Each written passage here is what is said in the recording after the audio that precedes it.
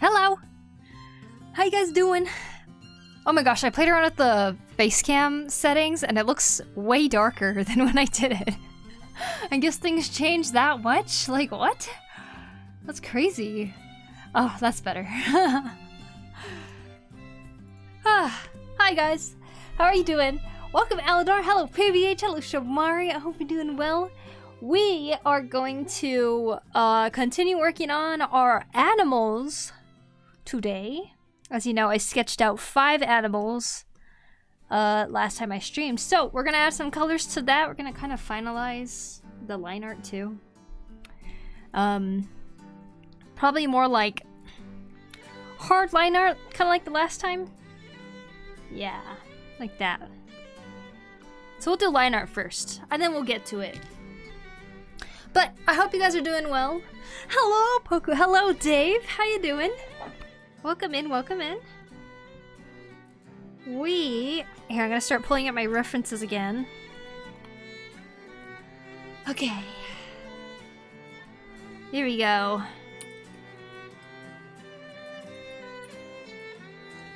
So sorry for not streaming yesterday. I was, it was one of those days where, like, I was, like, waiting for certain things to happen because I had, like, an obligation, and it just, like, ended up taking a lot longer, so... Oops. I just did not know when I could stream, if that makes sense.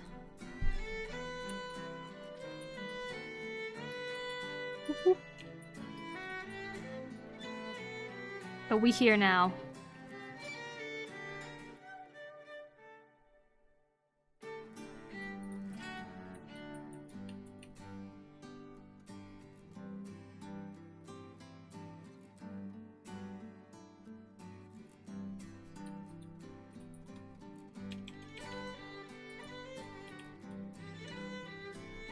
Very cold day.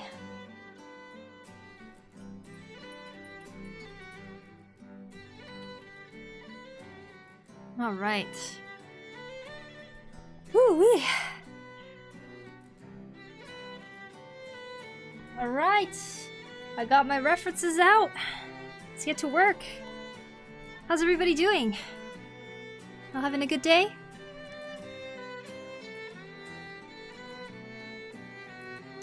Boop.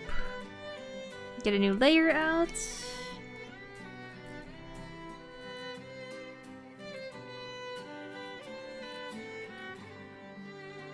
Oh, that is not the color I want.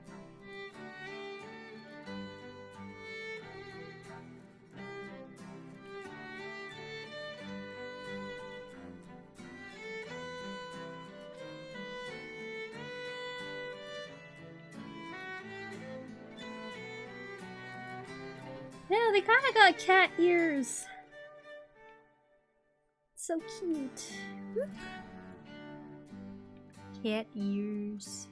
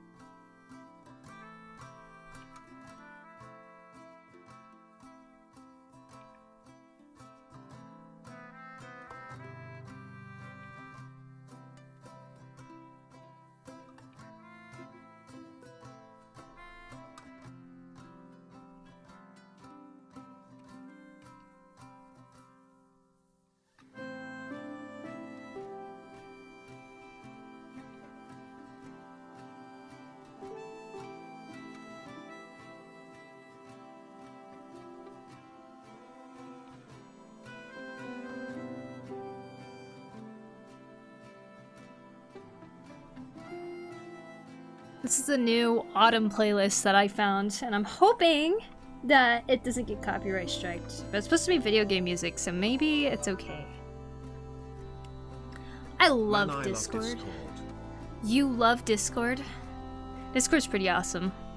Thank you, Chrono, for 85 months! I appreciate it, thank you. I hope you're having fun. It looks like you're having fun.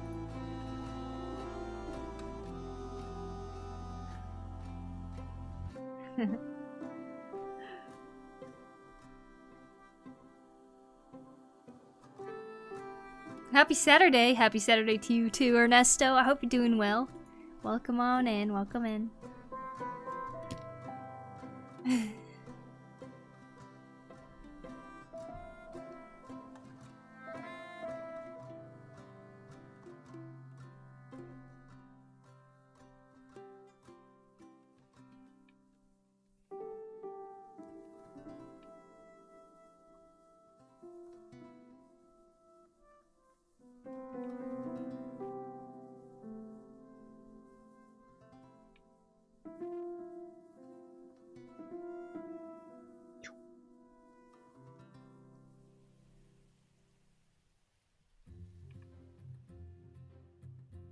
Is it Saturday? What is today? 8. Saturday.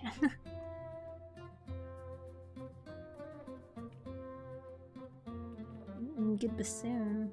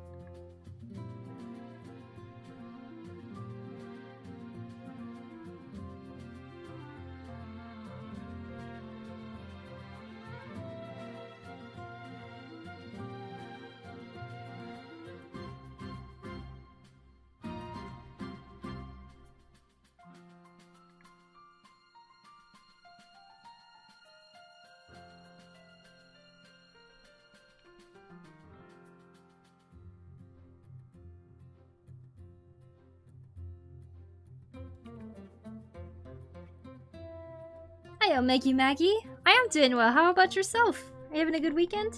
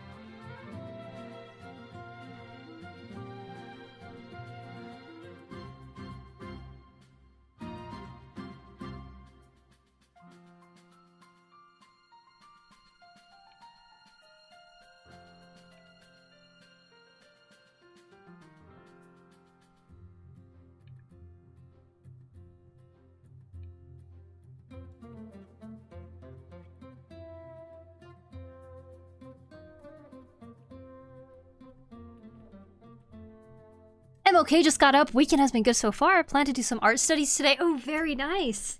What is your study material? Are you doing like anatomy and stuff?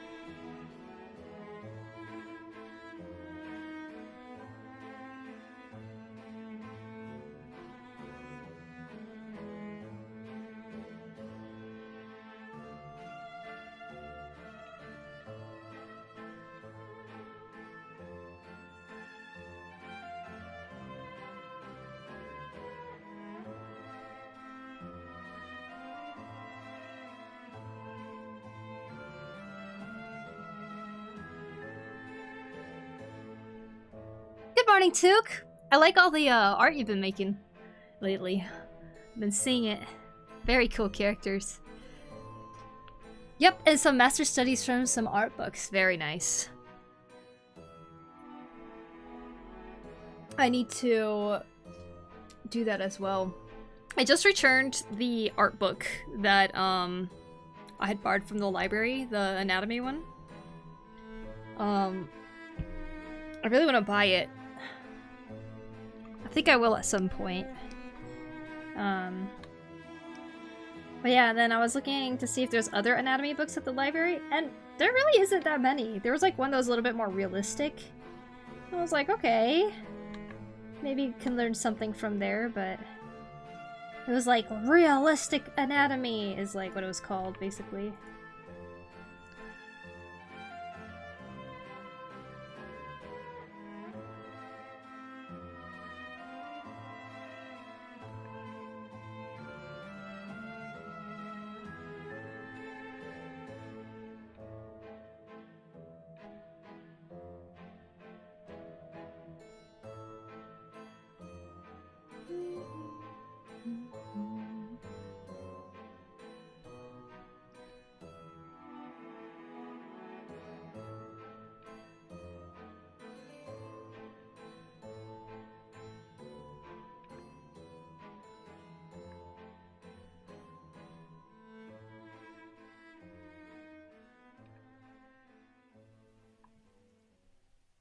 Thanks, nice to be back to the arts. Nice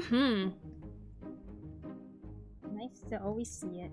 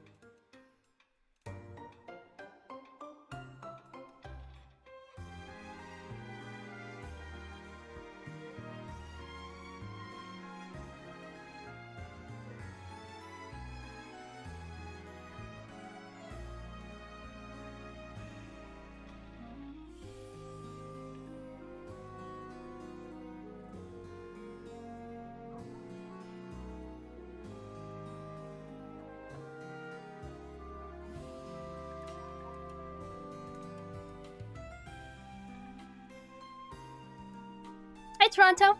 How you doing? Welcome in.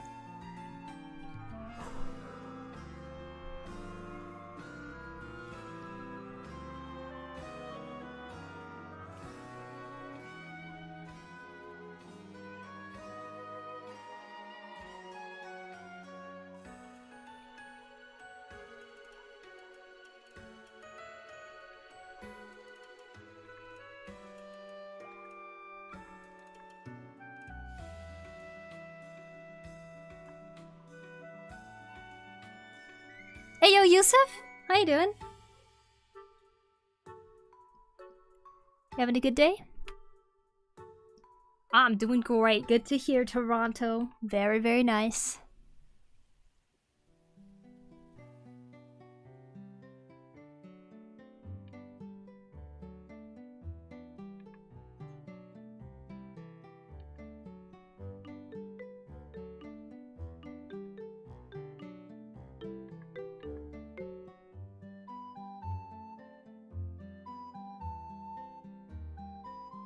Doing well, how are you? I'm cold, but I'm doing good. Thank you.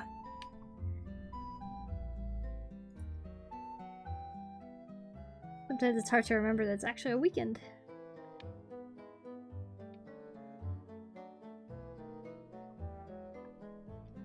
Okay. That went faster than I thought it would. Let's just do line art only for now.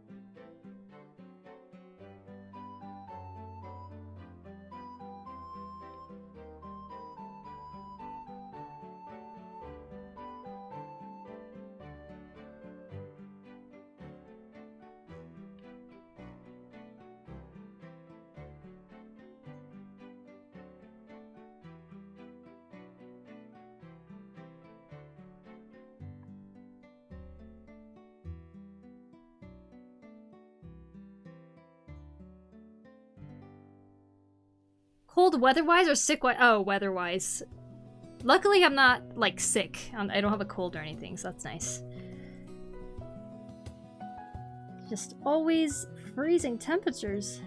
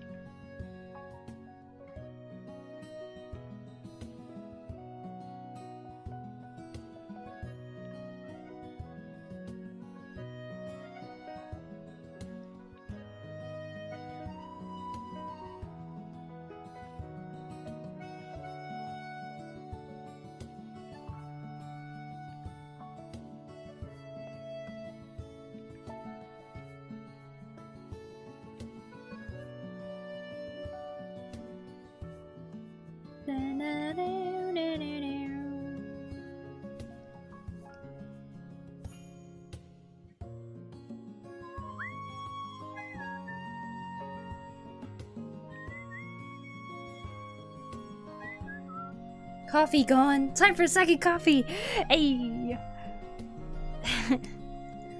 Guzzle the coffee all night.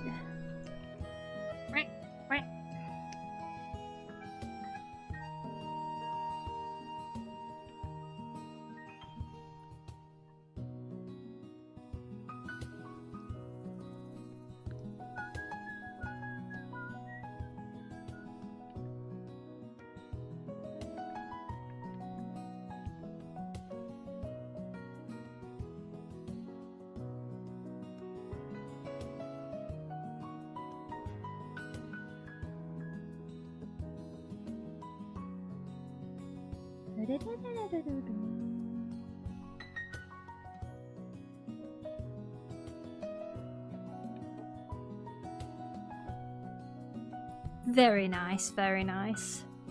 Alright, that's number 1. Hi, Bagel Boy! How you doing? We're doing some line art.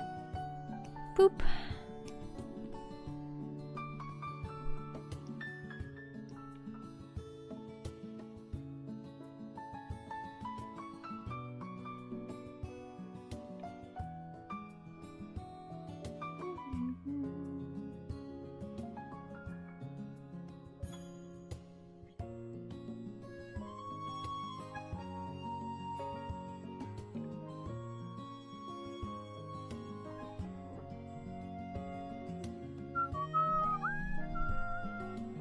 It's a very cute penguin. I love penguins. I love your art style, so I love this. Well, thank you, Big Boy.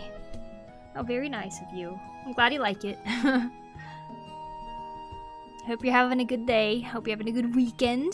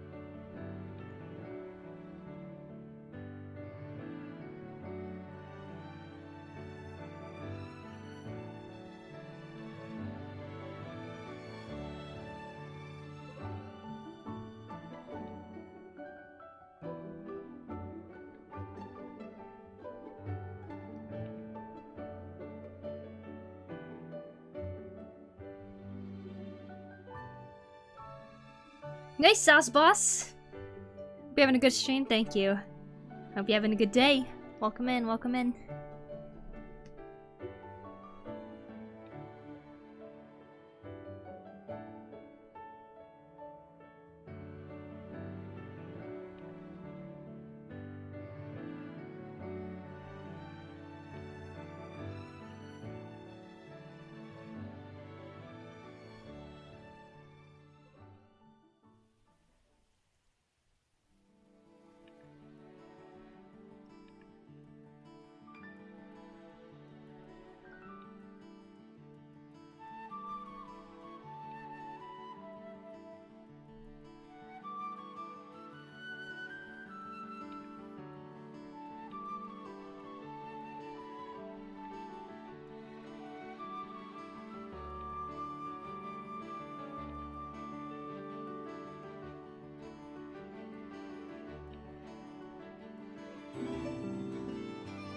Thanks, Naluched. Thank you for the follow.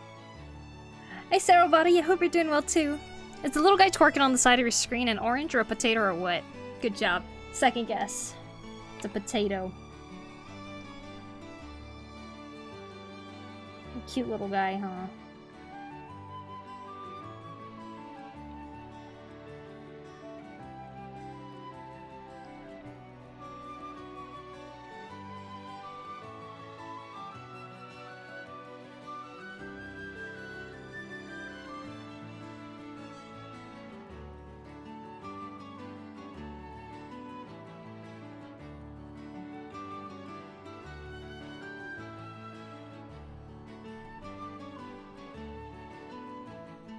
Good morning, how's it going? Going good, Aruku. How about yourself? Welcome in.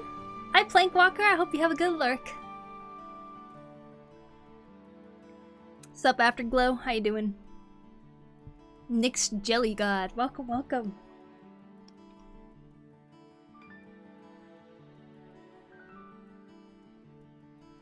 Hope you guys are all having a good weekend. Hopefully that means you don't have to go to work today, Aruku.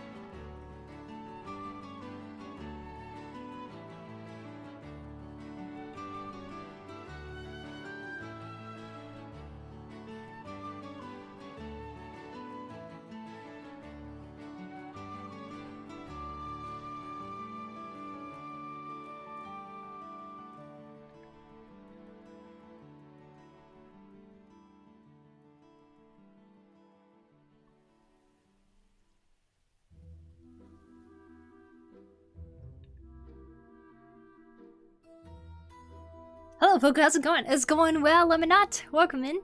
He's a very cute little guy. Well, thank you. Thank you. Doing good. Just woke up and trying to get out of bed. Today is Saturday, so I get to rest. Good. Good, good. Do something you enjoy. I'm glad you're getting to sleep in.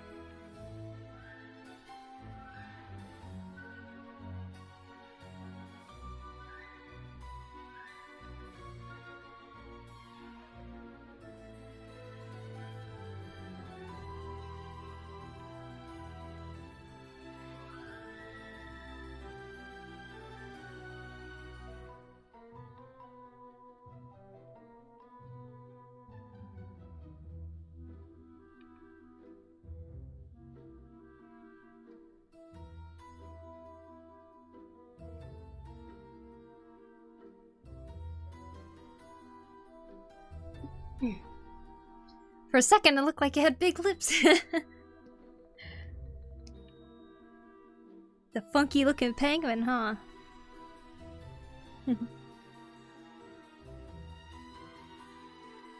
You are one of my favorite YouTubers. Well, thank you. What an honor.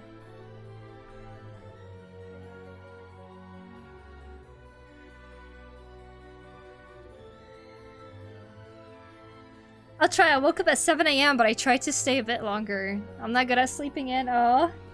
You know, there's nothing wrong with keeping a very consistent sleep schedule, though. I'm honestly pretty envious. Like, I was saying this last stream, too, but, like, I seriously feel like I want to stay awake longer. And not, like, the same 24-hour... Like, you know how there's like the 24-hour cycle? I feel like I need an extra hour or two or something in there if I want to keep it consistent. Big frog, birthipers. Big frog? Oh. Hi, Connor! Thank you so much for 21 months. I appreciate it. I hope you're doing well. Welcome in, welcome in. Hey, you're live! I am! Hello, Justin. Justin, I hope you're doing well. I'm trying to warm up my fingers. Cold, cold, cold. We're doing line art for the animals at the moment.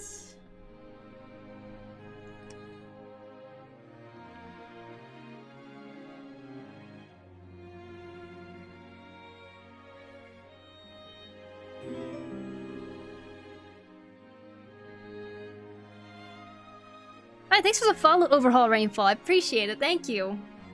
Real penguin or fake oh, real pengu? Or fakeu? I wonder.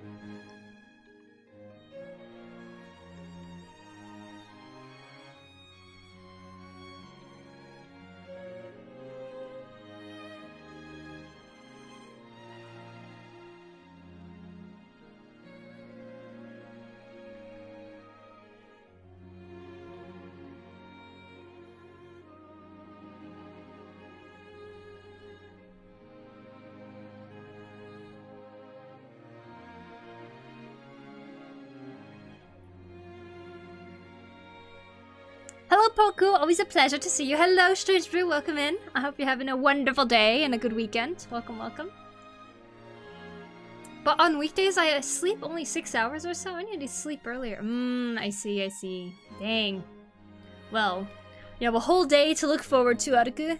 How exciting. It's almost 3 PM here, and I want to have a siesta. A siesta.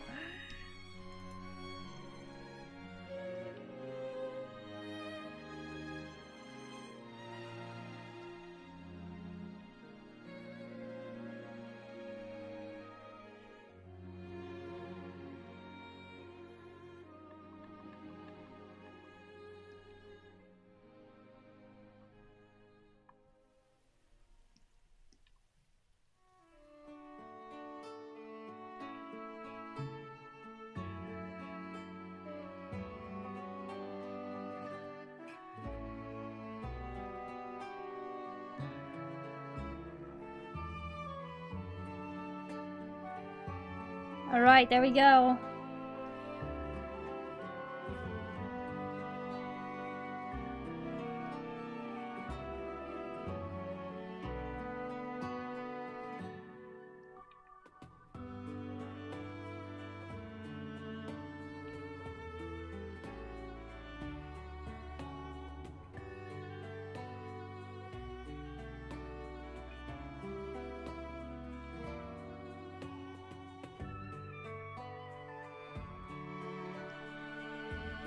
Next.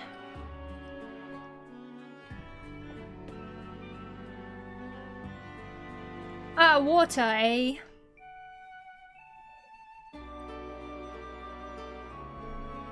You know what a siesta is, right? You know, I don't think I could explain it, so no. 1, 2, 3, 4, 5. My initial thought is that it's some sort of party. 1, 2, 3, 4, 5. I don't think the last one clicked though. It's an afternoon nap? A siesta? Really? That's a fiesta? Wait, a siesta's a nap? Really? Honestly, it looks like it'd belong in a sci-fi setting on a cold planet or something. How long are you planning to stream for? I am planning to stream for 4 hours at least, I would think.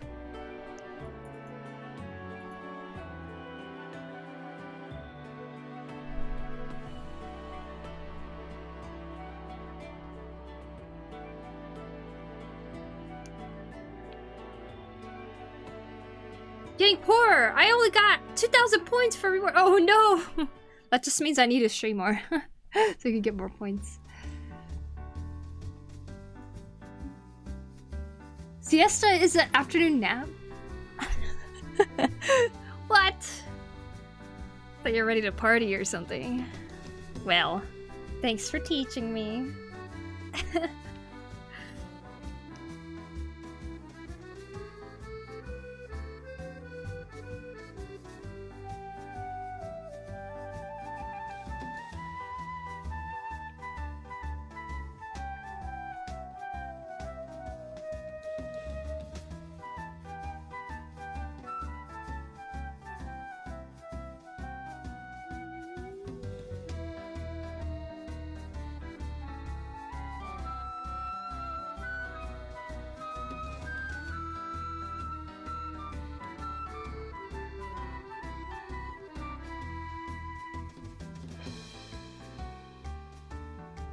Scientific reason is because of circadian rhythm.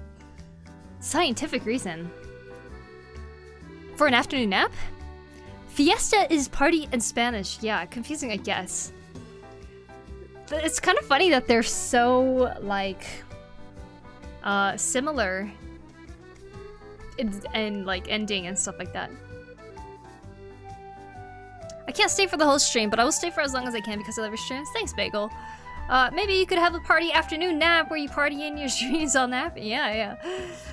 Speaking of sci-fi settings, almost done with the summary of Arc 1 Part 5. It's going swimmingly. I'm so glad to hear that. That's awesome, Lemonot. Very, very nice. It's biological. People actually feel sleepy during the afternoon. Oh, definitely, yeah. All the time. There you go. Whoops, ignore that. That's alright. There you go. That's where the current timestamp is at. It says, Kishine's light bulb shop. It's from some game that I haven't played, but...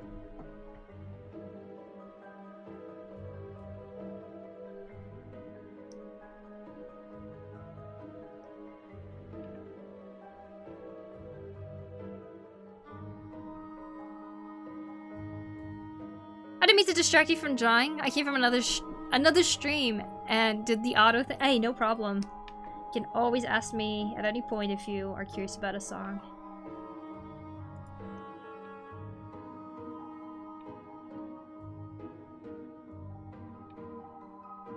I would not be streaming if I didn't want to be distracted.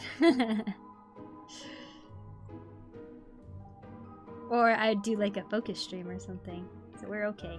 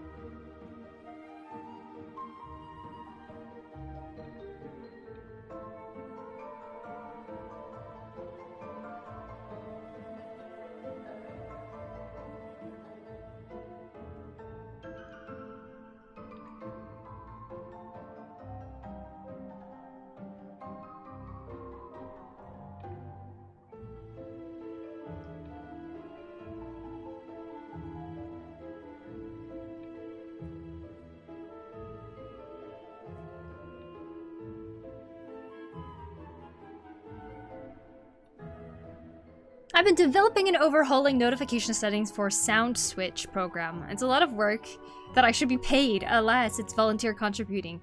Wait, are you doing that for someone else? It's all volunteer? You know that feeling of getting up, but you try to force yourself to continue the thing? Getting fed up, but try to— oh, yes, of course. I know exactly that feeling. It's terrible to work through.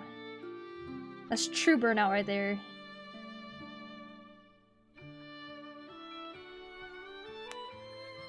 Was the one manga slash comic you read that started off simple but got more complex and deep over time in terms of themes and philosophies? Probably in terms of character development and stuff too. What was the one manga and comic? That did develop. Oh, okay. Let's see. What was the one manga and comic you read that started off simple but got more complex and deep over the time? Well, it's not a comic or anything, but I always like to bring up Avatar: The Last Airbender. I think it just keeps getting deeper as you go. At first, it kind of starts off being that, like, villain chasing the hero type of story. But it goes into so much more, you know?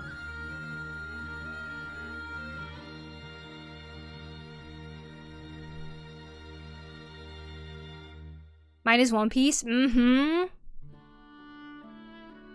One Piece is definitely like that too.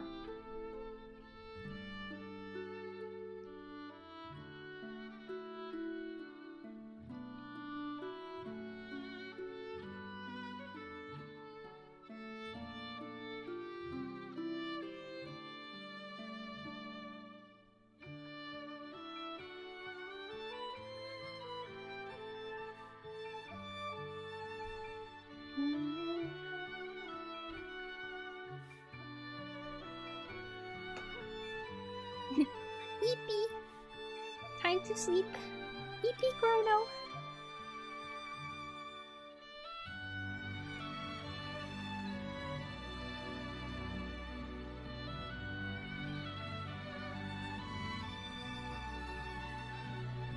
I actually mentioned this to you. I've been contributing to GitHub with this program. It's free. Oh, I see. I do feel like I remember you mentioning something like that, but... Okaeri! Sounds like my sister just came home.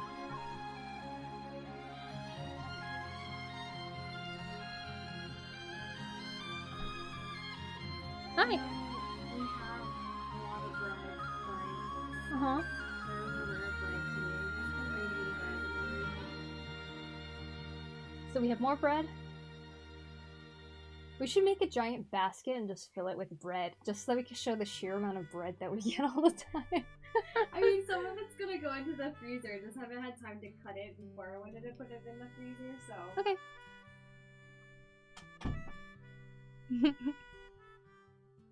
Well, Kairi Poku says she brought more bread. She's like, I know we have a lot of bread, but I brought home raisin bread because I know you like raisins. We're like drowning in bread over here. I need to get up. It's 8 AM already. That's a good time to get up. What are some tips you have for beginner artists trying to figure out their art style? The tip I have for you is try not to worry about art style yet.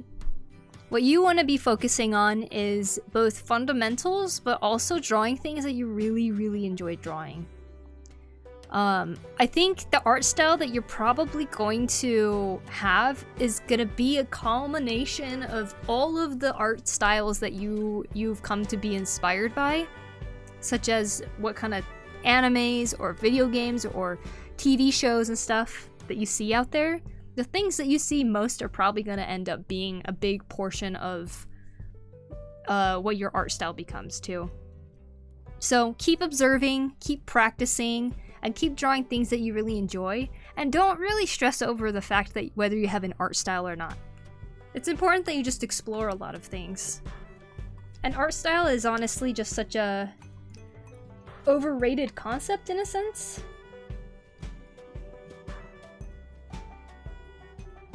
From what I've seen, it seems most professional artists have a multitude of art styles that they can kind of like switch between. And they don't just like stick with one thing only. The art style that they choose to draw in is usually dependent on what it is that they're working on, you know? Agree, says Aruku. Fire Force seems simple, but it's looking to become more complex. Ooh, in terms of story? I also love bread. What's your favorite kind of bread? I love raisin bread, bagels, and croissants. I love all breads. I can see you like bagels since your name is Bagel Boy. I like a basic loaf. Yum. It was a while ago, but I still contribute to it, learning from it. Proud of my work. I'm glad to hear that, X-Angel. Raisin bread is nice. Art style comes with time. Yeah, it's like your own calligraphy. Yeah, exactly.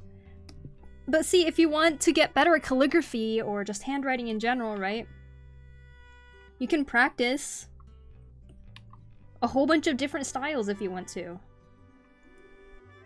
And you use certain types of writing styles based on whatever you're writing for. Maybe it might be signage or something for a store where it has to be fancy cursive. Maybe you're just writing a letter really quick and it's just like very simple print, you know, things like that. I'm gonna switch to Twitch. Sounds good.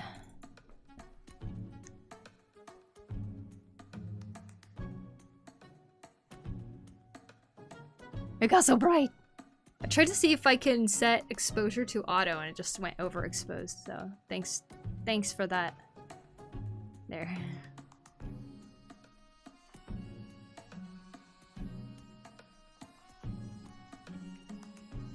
Fire Force did it. I just told my dog Pepper he looked yummy and he just looked at me like, eh.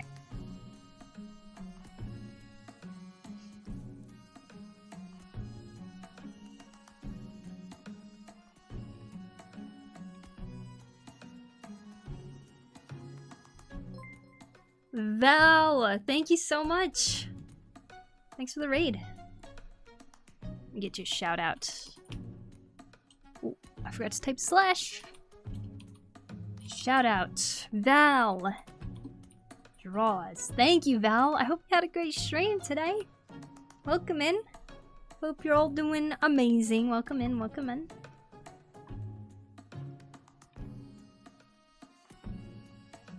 We are doing some animal art today. I'm drawing a seal. It's basically for short videos I've been making, where it quizzes the viewer whether the animal they see is real or fake.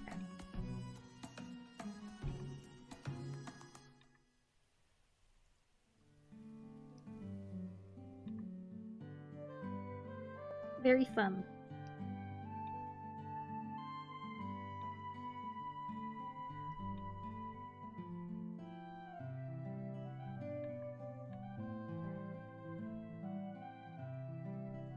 I used to be a Valtor05 and recently changed my username. Oh, okay, I see. Thanks for letting us know. Are you okay with being called Val still? Real artists are able to grow up beyond their own art style to use other art styles too.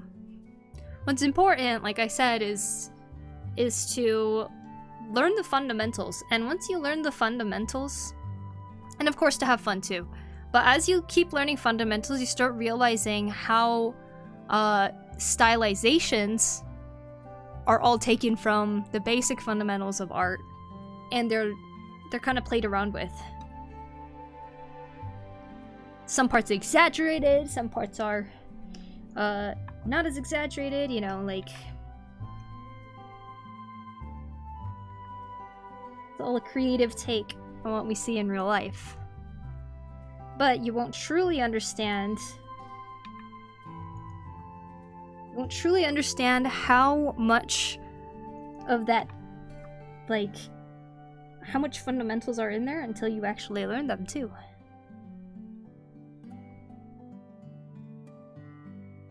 The more you learn fundamentals, the more fun it becomes, actually, I feel like, to look at other people's art styles. Oh wow. Oh wow. Hi Asian Park, welcome in. Thanks for 47 months. Welcome, welcome.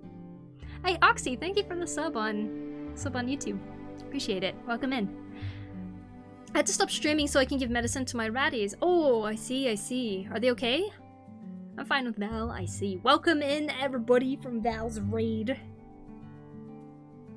Fundamentals are fun until you go mentals. Ha! See, that's why you have to know what you like drawing too, like by having fun, right? Aya's back. Hello, welcome back, Lemonaut. I've been thinking of making some side content like short comics and memes, and I'm not confident in myself. Plus, what's even trending currently? That's the hardest one to figure out. It doesn't matter what's trending. It really doesn't. Like, what I've learned... I mean, you can ride trends, definitely. It's a tactic, it's a method to try to be seen and stuff, but I find that when I make comic stuff in general that maybe I think is funny, it tends to do pretty well, in my opinion. So, you know, people like stories. People like seeing new ideas, like new interesting ideas that other people are doing, not just the same thing everyone else is doing. I think it's important to experiment even when you're posting online. Seals are the best. You like seals, Took? Finally caught a Poku stream. Hey, Lethal Ran, welcome in. I hope you're doing well. Giannis is on a 3-stream stream. Oh my god. Hi, Giannis. Good morning, miss. Good morning to you. How are you? Welcome, welcome, welcome. Be the trend. Exactly. You gotta be the trend. You gotta make the trend.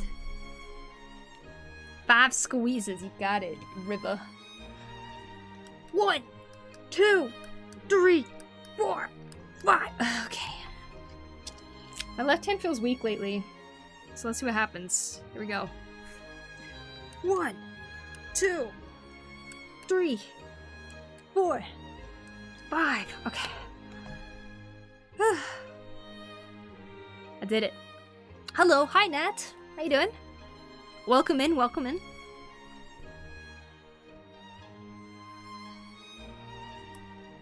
Alright, let's get back to work.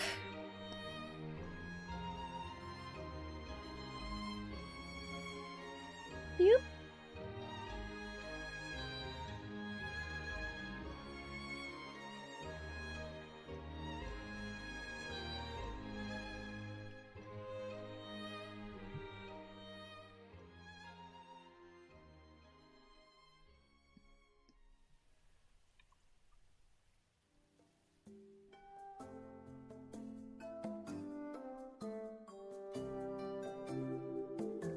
Wah, wah, wah, wah, wah, wah, wah.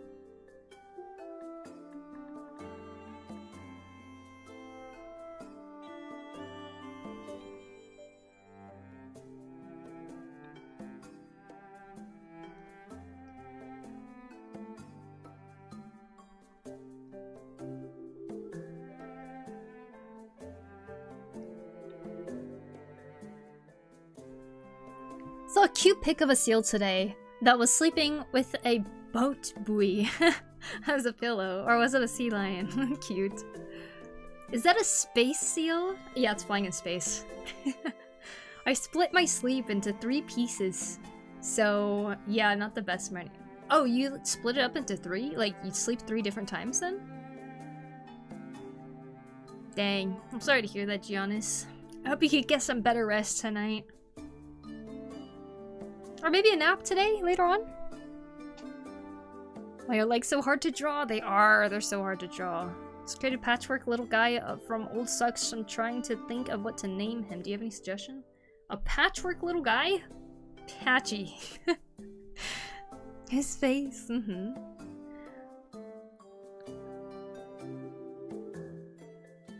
There are too many trends these days, so it doesn't matter, I think. If you do you, it will work too, maybe. Yeah, I mean, like, if there's a trend going on out there and you're, like, genuinely interested in trying it out, by all means, go for it. Join it. That sounds super fun. But in the case of, I'm doing this trend just because I'm trying to be seen, it's probably not gonna be as fun. Plus, there's always the thing of, if you do it for your own enjoyment, then no matter how it performs online, then it's like, you still got something out of it, which is like your pure enjoyment. Which is what it should be about, right? But if you do a trend just because you're trying to be seen and then you still don't get seen, then it just feels like a waste of time at that point.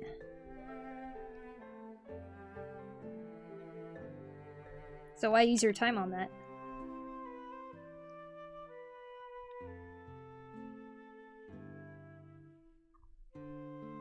Gilbert. Gilbert is a name, for sure.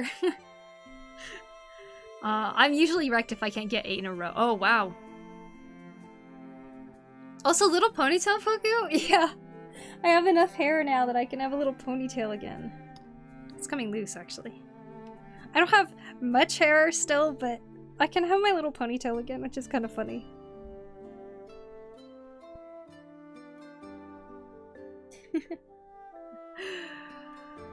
Hey Jarzard, what's up? Welcome in. Alright, let's see. My god, it's so foggy outside, Silent Hill. Usually, can you imagine an actual sea lion, like a lion that's adapted to the ocean? That would be horrifying. Shivers. That would be so interesting, actually. I think an aquarium in Denmark gave one of their seals a Japanese name because their live seal cam had so many Japanese viewers. Cute. Wise words, Poku. What did I say? Did I say something? Oh, thank you, thank you. Oh, for sure, following trends for fun is great, but doing it just for— oh, that's what I was talking about, right. Doing it just for others might end up making you losing yourself, I feel. Yeah. I wish I could sleep less hours. Ah, don't we all wish that? 4 hours and you got your full amount of sleep. That would be amazing. Thinking like an influencer instead of like an artist. Yep. If you're sharing your art online, then don't lose sight of the fact that you're just sharing it. You're not trying to be accepted by the masses or anything like that. You're just sharing your art, and it's art that you like to do. There's nothing wrong with sharing that. Finally got 8 hours of sleep. Granted, it took me 3 days. Oh boy. Well, congratulations on your 8 hours. I hope you can catch up on the next 16 hours that you needed. You can tell when an artist does it for themselves too. Consistent styles that defy trends instead. About the trends and drawing for attention, that's the context. Thanks for the reminder, Mushy. think my brain has moved on to something else already. I have been told my hair looks like Sakura hair from Naruto, just my hair is dark brown and not pink. Wow. You must be Sakura then.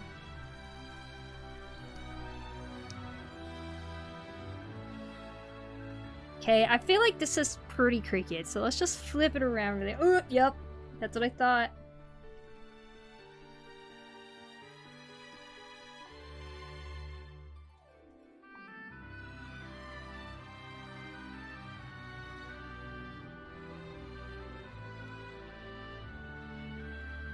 Cute. Alright, cool.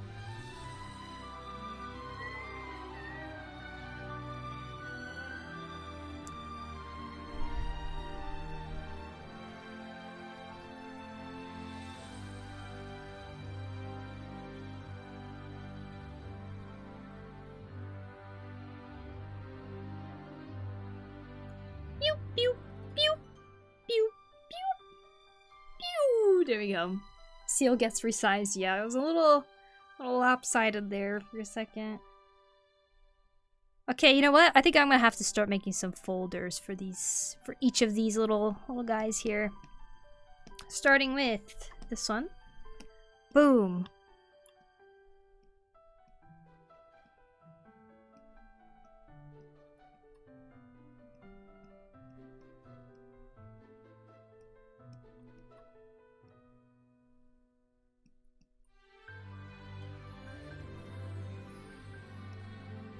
Alright, this one...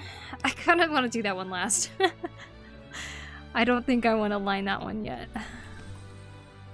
The other ones are pretty simple. That little guy is a little complicated, so let's avoid it for a second. Okay, let's do this one. The, goat zebra.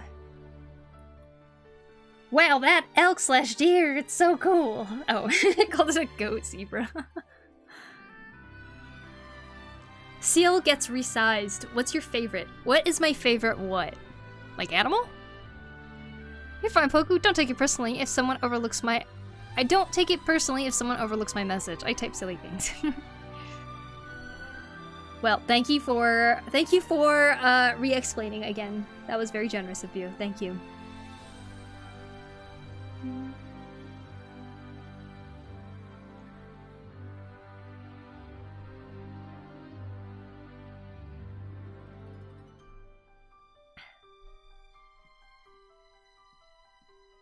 Alright, let's see. Boop. Looking at my references. Animal drawing. Animal drawing. Which one's my favorite? Ugh. Of this batch, I gotta say it's actually this one. I think it's because I kind of try to challenge myself a little with the perspective, the way it's looking. A lot of the times when I draw them, I tend to not stray too far from like the original that I'm looking at. Like I don't try to do like some crazy perspective because a lot of the times if I am drawing an animal that's real, like say this Cotimundi, I don't always have all the angles that I can reference off of, so I always end up kind of just drawing whatever I see online. But yeah. Like, this one's almost a 1-for-1 for what I see online, you know? Oh wow, the colored ones, yeah!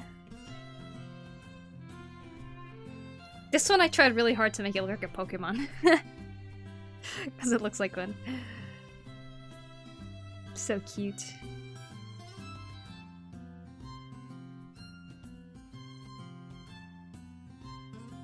Little did I know, there's actually a fly, a type of fly called the Japanese bee fly that looks a lot like a cutie fly. And I guess cutie fly is based off of the Japanese bee fly. I didn't know that making this, so I've been getting so many comments of people being like, wait, but the second one, because this is the second one, they're like, the second one is real, it's called a Japanese bee fly and stuff, and I'm just like, ah, interesting. Although I did draw this with like, attempting to draw a cutie fly, so that was kind of interesting to learn. Obviously, they don't look 1-for-1, but I really liked this one. Yeah, in this batch, I think I liked this one the best. In this one, I liked the Bobby Russo the best. I like all of these.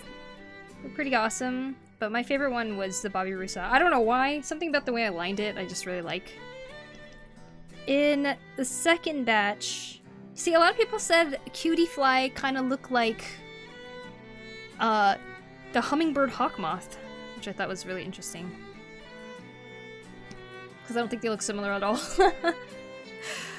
Damn, hey Dark Pep, welcome. Hello too, welcome in, welcome in. Hope you guys are doing well. Let's see, in this batch... Okapi actually looks pretty good in this one. I think my favorite here is actually the fried egg jellyfish. In the first batch, my favorite is...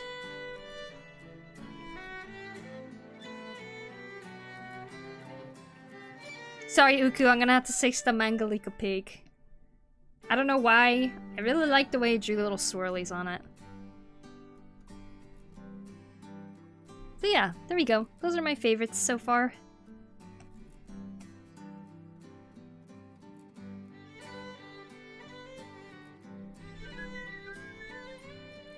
Yep. Alright, let's do this one. I'm so excited to color these. That fried egg jellyfish looks similar to my breakfast. You know what? Me too. Like, just like my breakfast. My favorite breakfast. I'm flabbergasted by your works. Flabbergasted? Well, thank you. If hummingbirds were a bug. So much love. Gecko lizard guy is amazing. You cooked. Oh, thank you. Yeah, I feel like that was the art that a lot of people seem to like of that batch. Whoop, whoop. Oh, nope.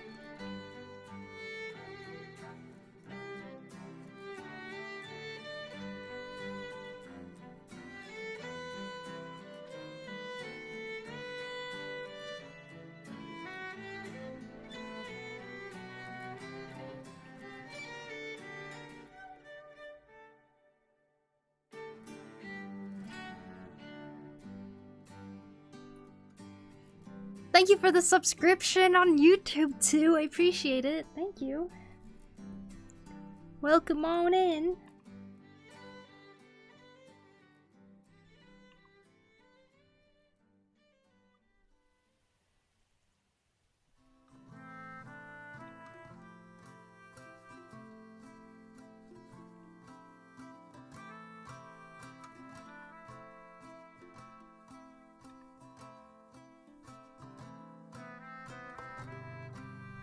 Something tells me you were hungry when you drew it. The fried egg jellyfish? I wasn't, but it does make me hungry when I draw it, yeah. The Honduran white bat is basically a Pokemon. They should just add it to the games. Honduran white bat, let me see.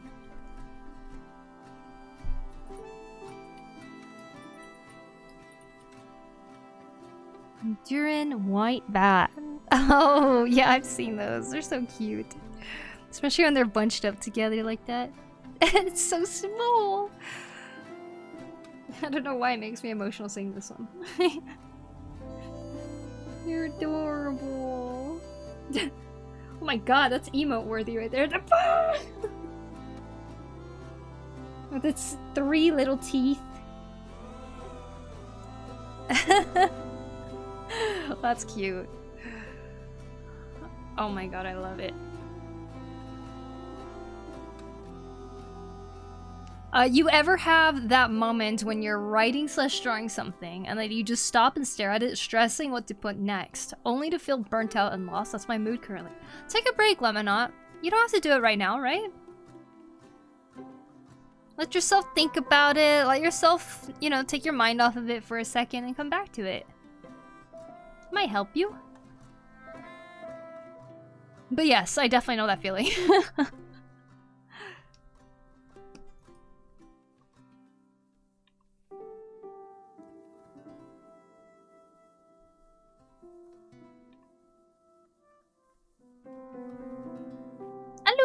chat. Hello, Loki. How you doing? His sunglasses. Or superhero mask.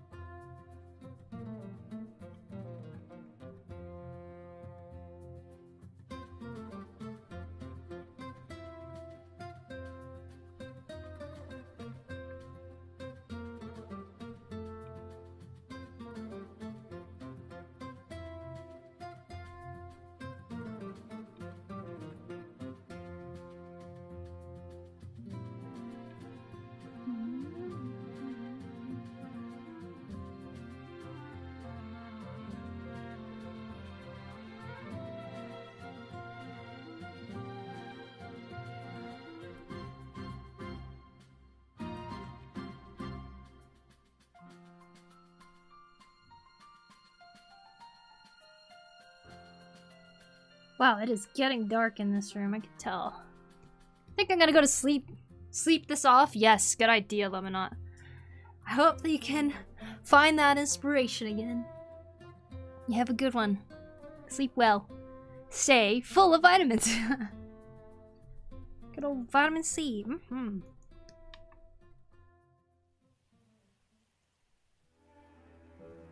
So much of yesterday I ended up just playing No Man's Sky.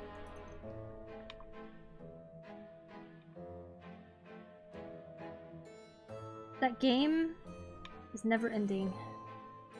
In the best way, of course. And I just heard that they added new content? Again? Of Mass Effect?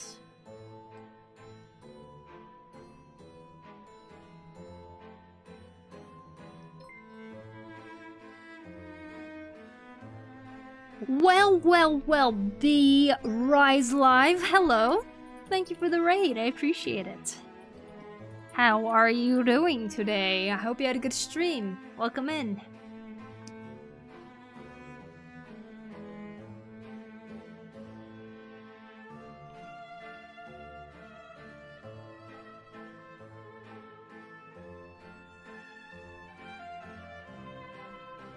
Good evening and you're welcome. Thank you so much. What were you doing on stream today? No Man's Sky's on my wish list. What do you do in that game? Mine planets? I don't know if you play FF14 Mushy Log, but the way I would explain it is it's literally exploration plus gathering. You're just gathering a lot of stuff, but something is really fun about the exploration aspect. I find this story to be really interesting too, especially like the little tidbits that I was learning yesterday. And yeah, there's just a lot of side quest type of things you can do all the time, and it's like the perfect kind of wind down game. It's not like super high stress unless you're being chased by a million sentinels or something.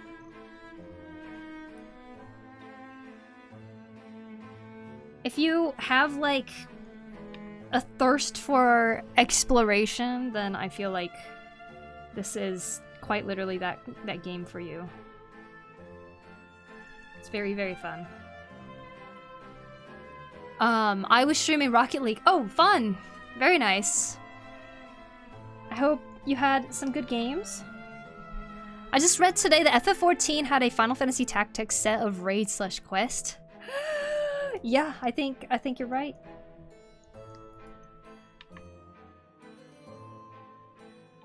Was the Tactics one the one at the theater?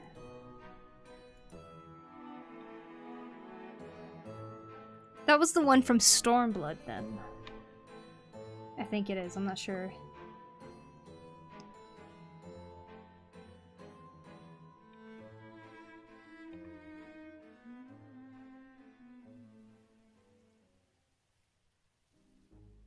Had some good matchups. What are you drawing tonight? Very nice. Glad to hear. I am drawing my next set of 5... I was about to say Pokemon. My next set of 5 animals. I'm drawing animals that probably aren't super recognizable. And basically I make little short videos right now, recently, where I try to quiz people on whether the animal they're looking at is one that exists in our world or it doesn't. If it's real or not, basically. And so this is my 5th one that I'm doing. But I've done a few other ones already that have been really fun. Bunch of different types of animals and creatures out there.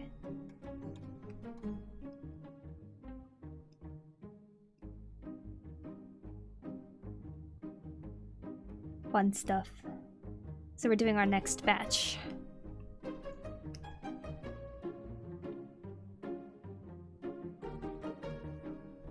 Dun, dun, dun, dun, dun. Open image in a new tab. Cool stuff, thanks. Meow.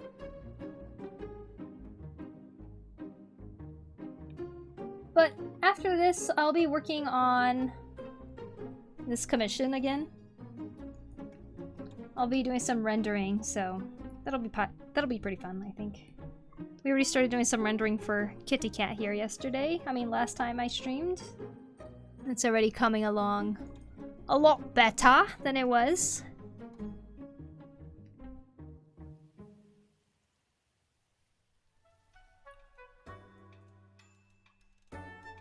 Hey, Space Toaster, thank you so much for the follow. Let me know when FF14 gets Blitzball. I know, right? That'd be fun. Help, my style keeps on changing drastically. I can't redraw anything the same anymore. That's alright. It's just, you're just going off the beaten path. You'll get back to the main path again. It's important that you try different styles anyways. Try to experiment around, see what you can learn from all of them. I just read today that FF14 had a theater. Not sure. I don't recognize any of the stuff on the wiki because I haven't played 14. I see, I see. I haven't played Tactics. If I played Tactics, then I'd probably be like, oh, I know what raid you're talking about, but...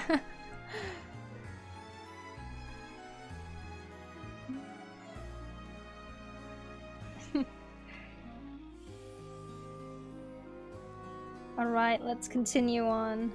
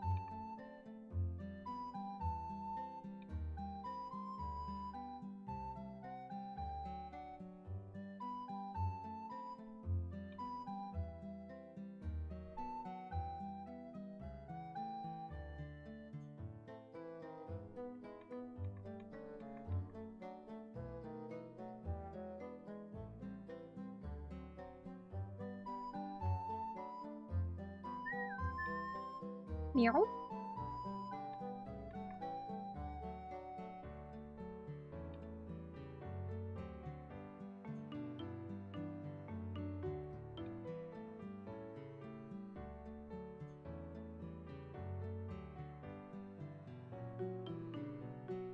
Blitzball would be great. Uh-huh. I'm actually surprised they haven't added that yet. But the last live letter that I watched, like, it sounds like they're even having quite a hard time kind of,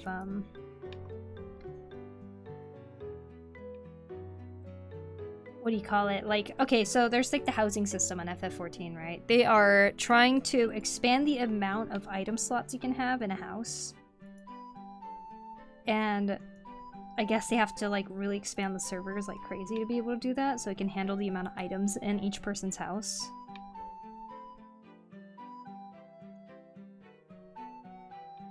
So they were like explaining, oh, we won't be able to do much until those are done, and then we can maybe work on the glamour stuff after that, so like...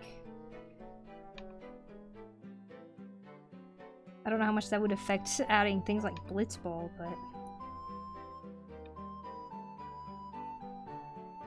He just made it sound like it was a very big ordeal to have to do that. So I'm like, huh. Interesting.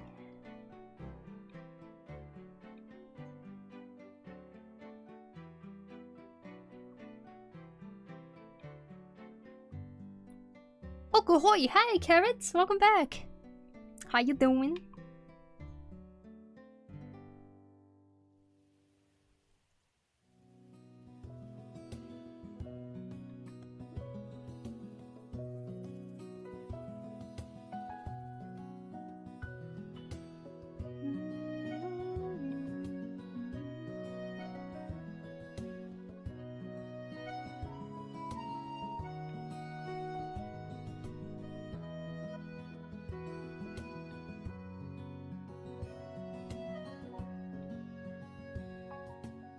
If anything, maybe it'll return in Final Fantasy X-3. Is it in the future? Final Fantasy X-3, really? That game gets a green light for development. Oh, interesting.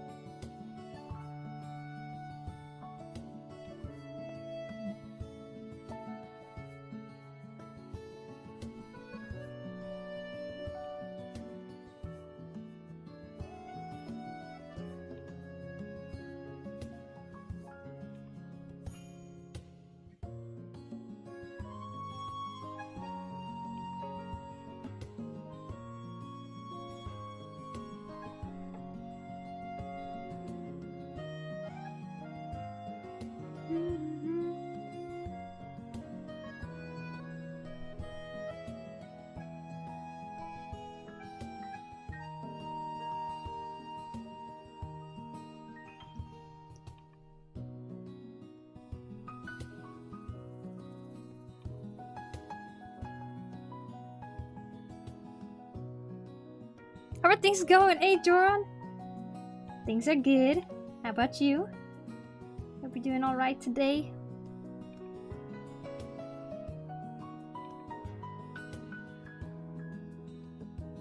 I'm line arting the animals right now. I looked at the date, so I'm trying to release this animal video by the 12th. Because I made a deadline. And then I looked at the day and I was like, 11/8! Oh no! Like, art is a big chunk of it, but I also have to, like, edit it. I only need, like, 1 day to edit the video.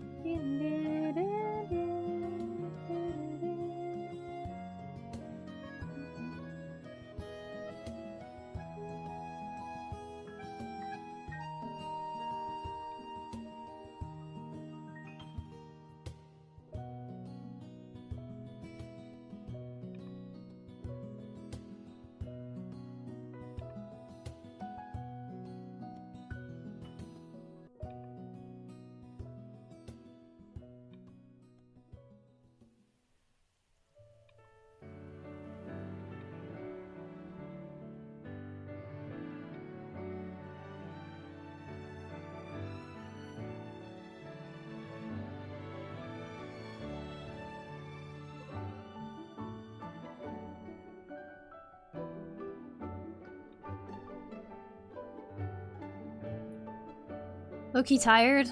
Ayo, Flat Hank. Sorry to hear that. I mean, maybe it's a good thing? Time for bed? I'm gonna grab some chocolate. Should I get dark or milk? Dark. Dark chocolate. The story has been published, translated too, I think, as well, by fans, not the official. Oh, I see, I see. Artists and deadlines? Mm-hmm.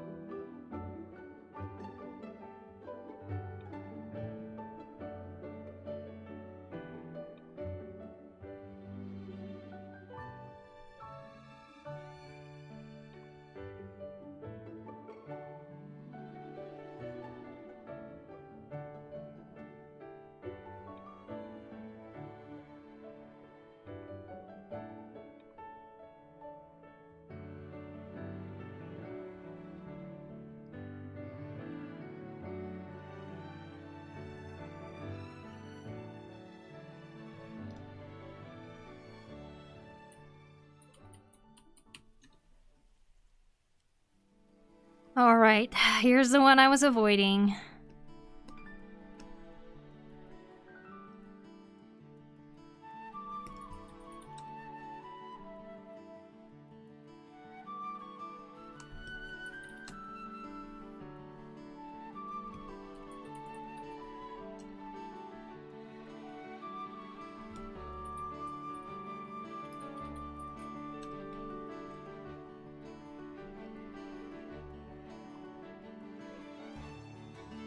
No skinny bagger. Yeah. 2:42 a.m. Okay, and you're tired? That's a good thing. Take advantage of that. It's time to sleep. Get to bed. Get to sleep.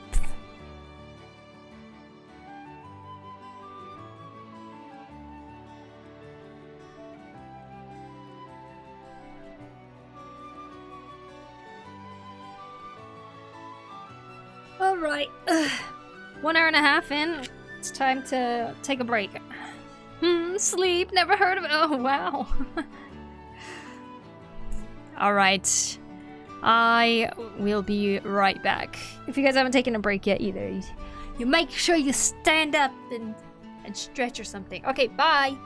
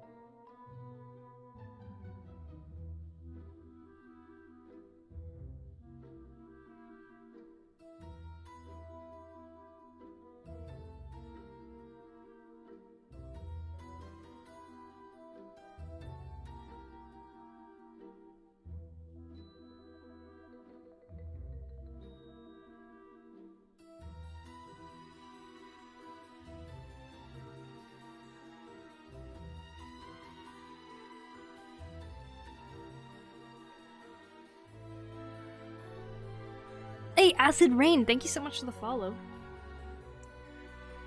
Behold, a braided cheese stick. Mmm.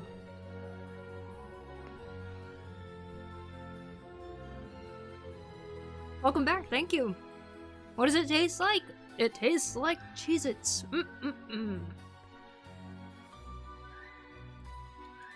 Glad you're doing good. I had a long phone call with the ex today and I'm feeling a little better after talking with her.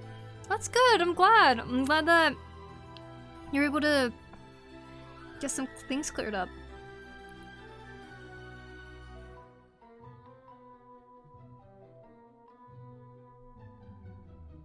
I would share some of the other cheese sticks if I could. If it helped you to feel better.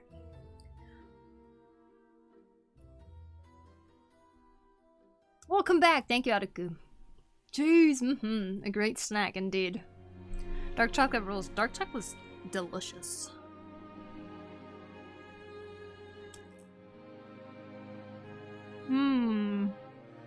Flaky. Very flaky and delicious.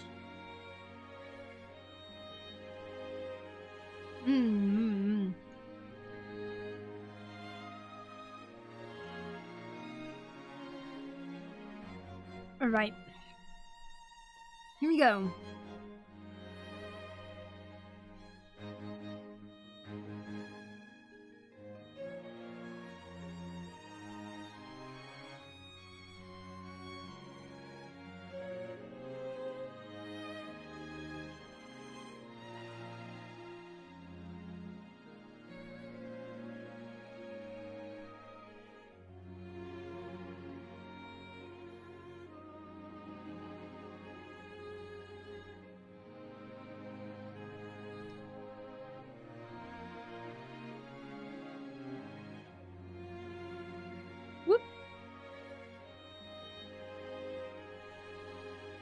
What genre of games is your favorite?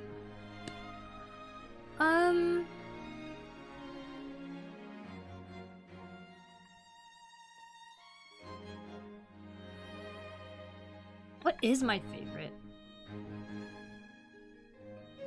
I'd say RPGs. It's like very broad, but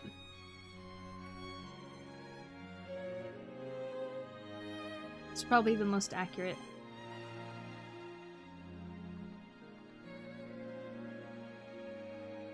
How about you? What's your favorite genre?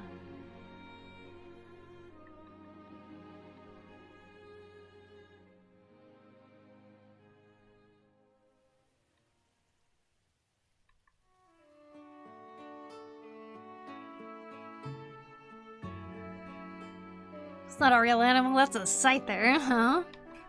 A scyther with antlers.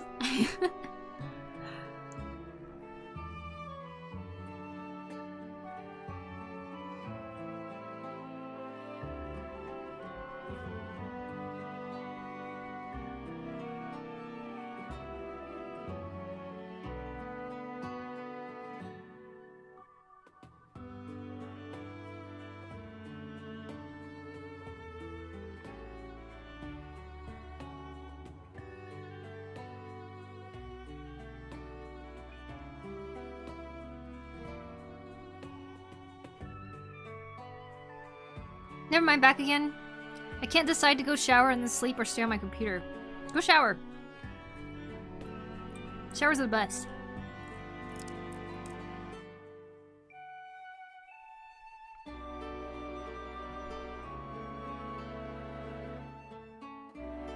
Horror, probably, an FPS.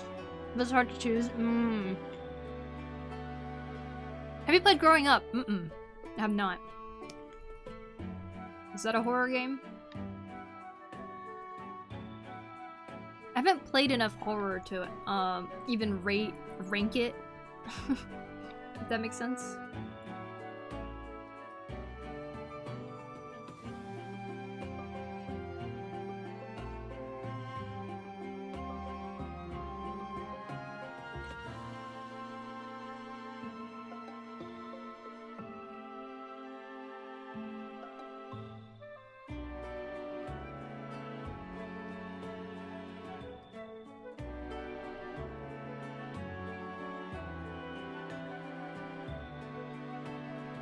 Okay, good night, probably. Okay, good luck.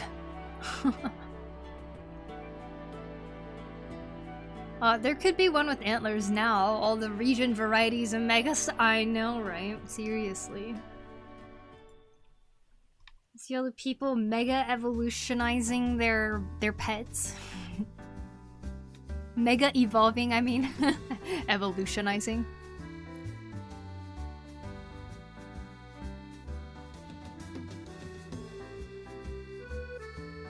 Imagine if there was a Scyther that looked kind of like this, though. You know how there's like so many varieties of like praying mantises in general?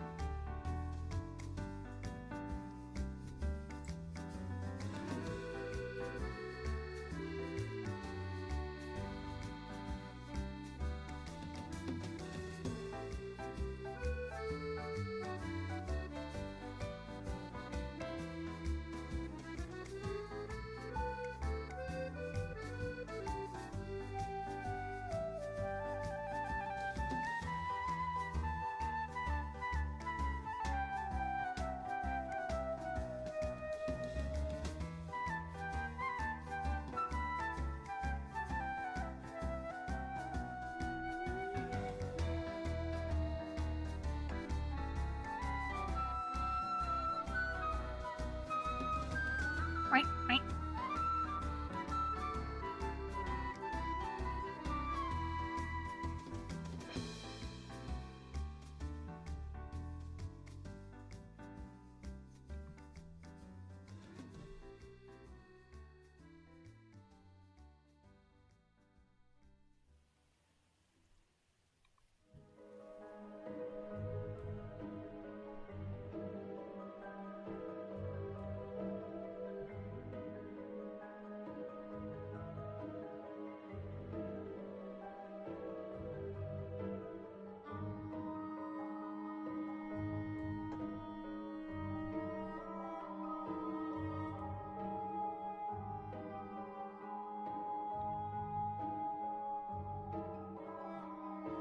Bugs are the best.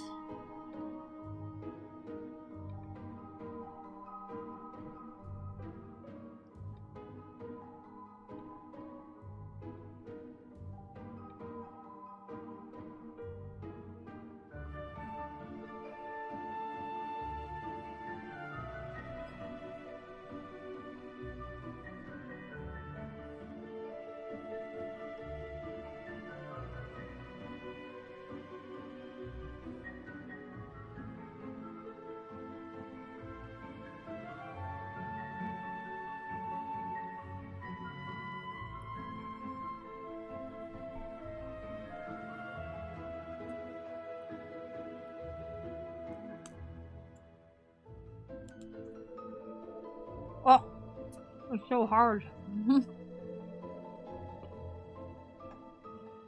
I break my teeth.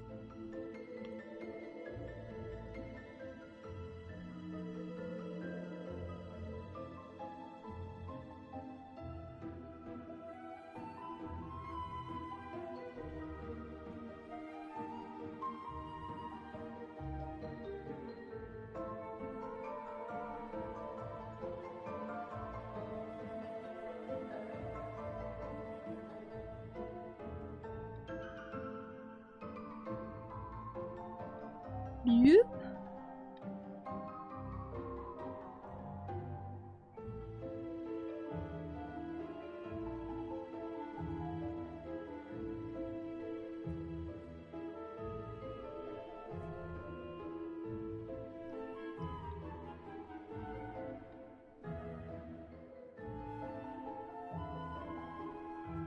Snack attack made me get a brown sugar cinnamon oatmeal square. Yum.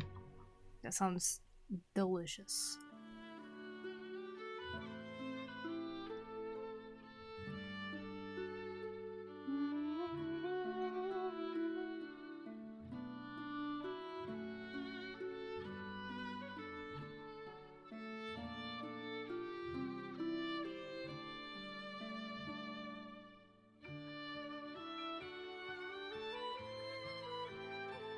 You know, one of my favorite design aspects of the praying mantis character in Bug's Life is a lot of praying mantises have these like parts that kind of stick out like this on their hands. It almost looks like a sleeve. And I feel like they made it look that way in Bug's Life. Now I want to look at it. Bug's Life, praying mantis, Manny. Like, look. Looks like a sleeve. Oh yeah, they did make it look like a sleeve. Oh my god, the potato butt is covering it. Look at this. It is a sleeve. That's so clever. But that's just a part of what praying mantises have right here. They got this like bulge on their arm. Very good design.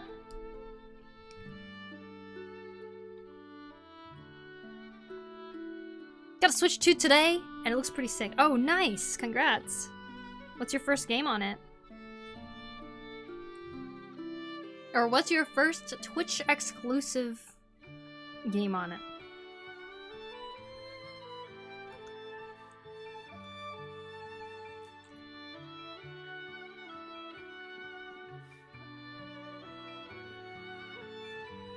Growing Up is a cozy game? Oh!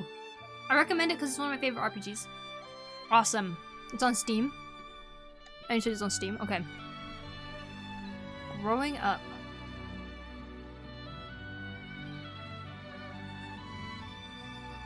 Smash? Smash Brothers? Wasn't the last Smash Brothers the one that released on the Wii U?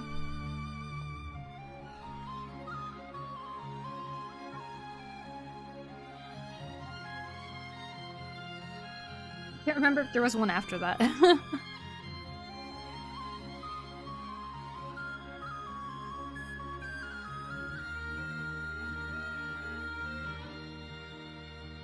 Super Smash Bros. Ultimate. Oh. Was that the one on Switch? On the normal Switch? Ah. Did I even get... I don't think I ever got that.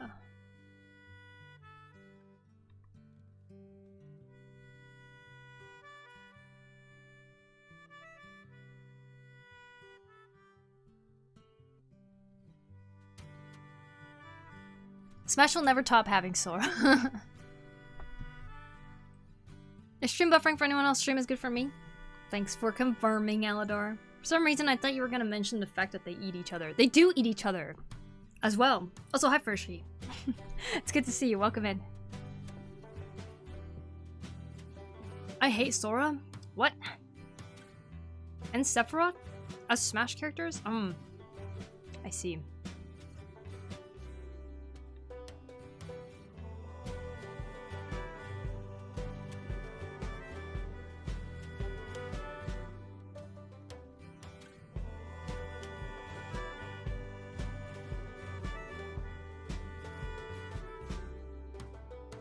Pew, pew, pew, pew, pew.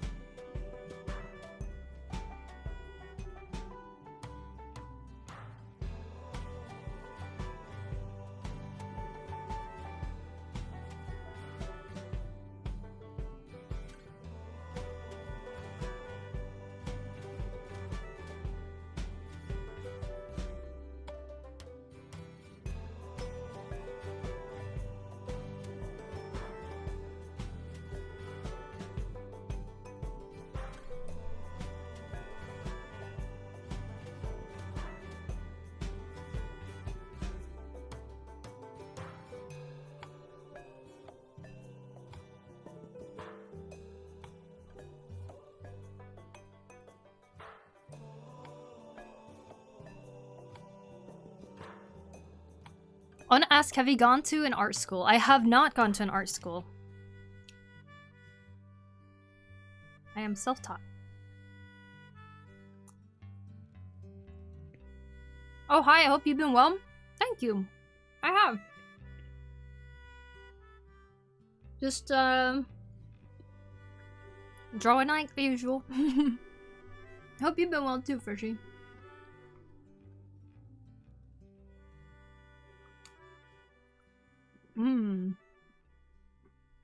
Oh, nice. That's cool. Thank you.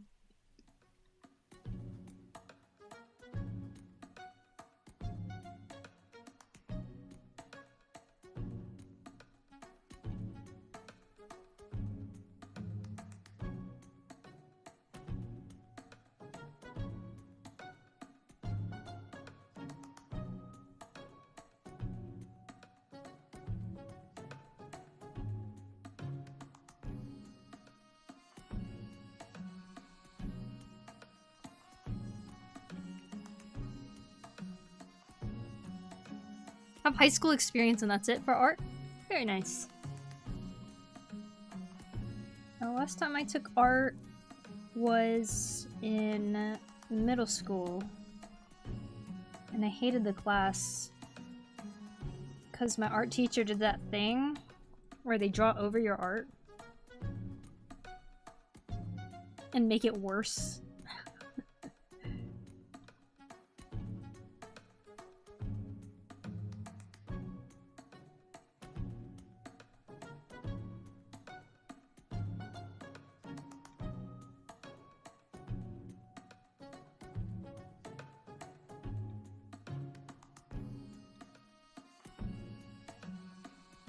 Oof, yeah. Jesus, I've been sneezing for like 2 minutes straight. Oh my god. I think all the air in my head is oh my god. Are you okay? You allergic to something? Sneeze after sneeze?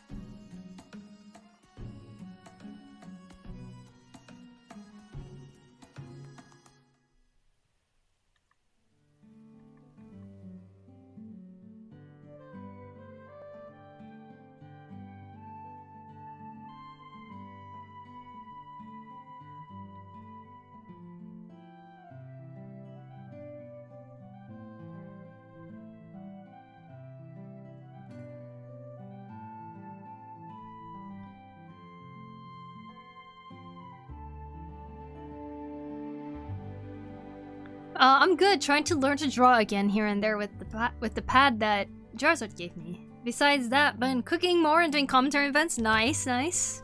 Cooking more? Like food?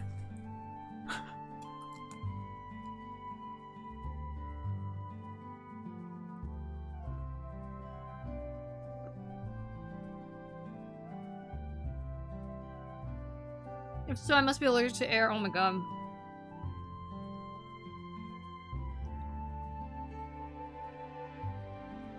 Something's tickling your nose, though.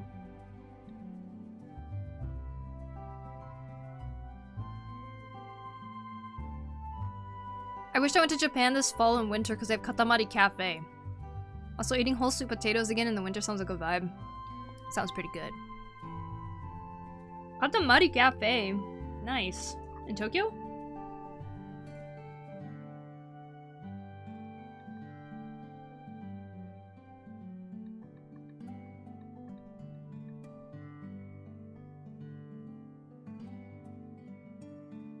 What's up? Hello, Taco. No, like, I'm cooked. Yes, food. Everyone goes, let him cook, you know, for everything now. I was like, are you cooking? Food?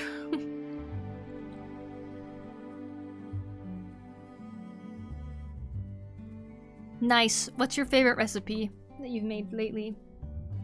Or what's the best food you've made lately? I've been trying to cook more too. I'm really happy with it. I'm making like a potato lentil soup. You know, it's getting cold, it's soup season.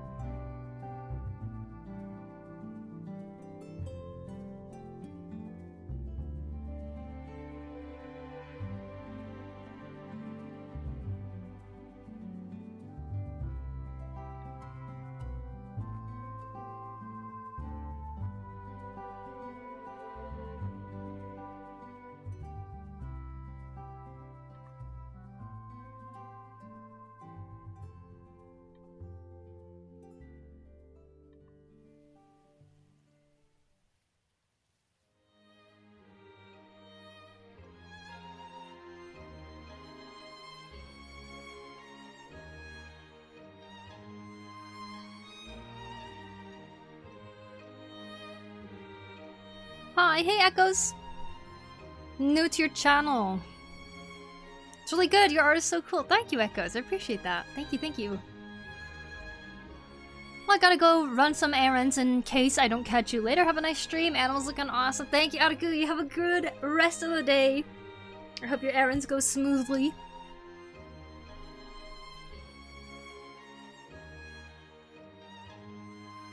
I think it's Tokyo, yeah, unsure. I feel like a lot of character cafes are usually in Tokyo, so it's a good guess. I should do minestrone again. Agreed. Potato lentil soup? You live in India or something? No, I live in Japan. But I've been trying to include lentils in my cooking more often. I don't really like cooking meat. I made a really good one with usual beans and potatoes. But lots of chopped tomato. Ooh, yummy. I've been putting some tomatoes in my soup too. It's very delicious. Made this dish with shirataki noodles plus chicken and onion. Ooh, that sounds good. Very nice. Had a really nice flatbread pizza for dinner tonight. Oh, yum. Pizza. I had pizza last night too. It was a leftover that my sister left me though. I like leftovers though.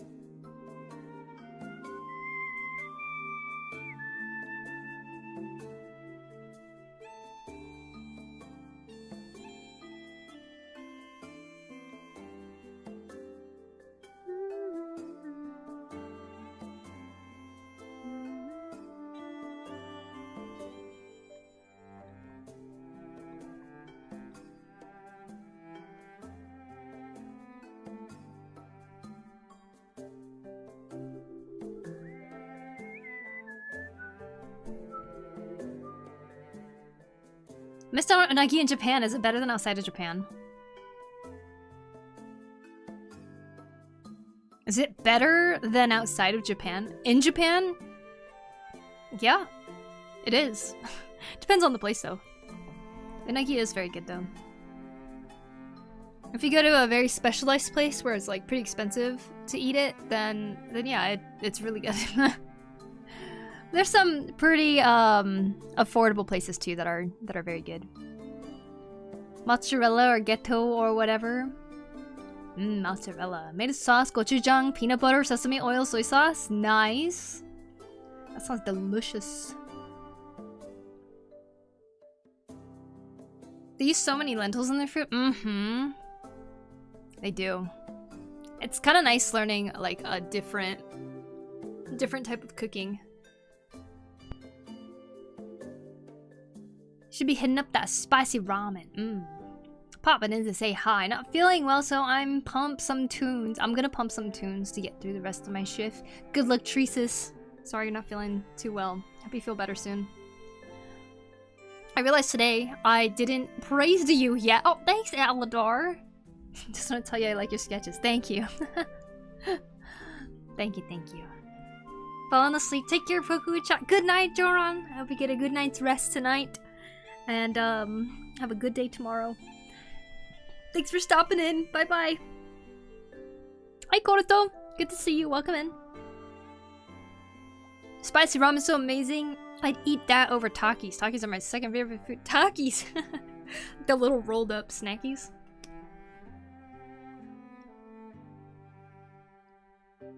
I don't actually know how Takis taste like. I can't remember if I've ever had it.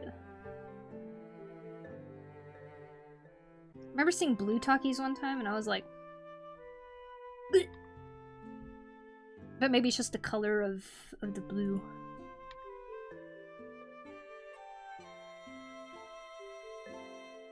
Didn't look right.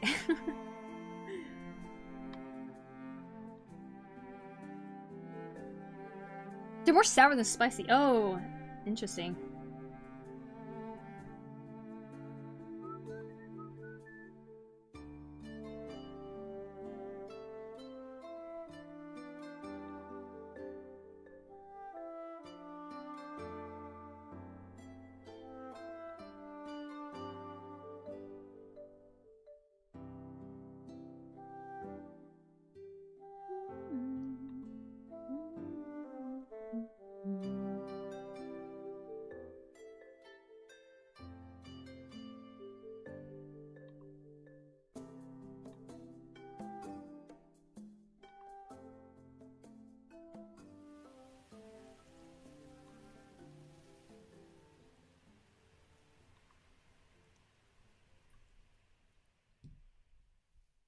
I love blue food. You love blue food?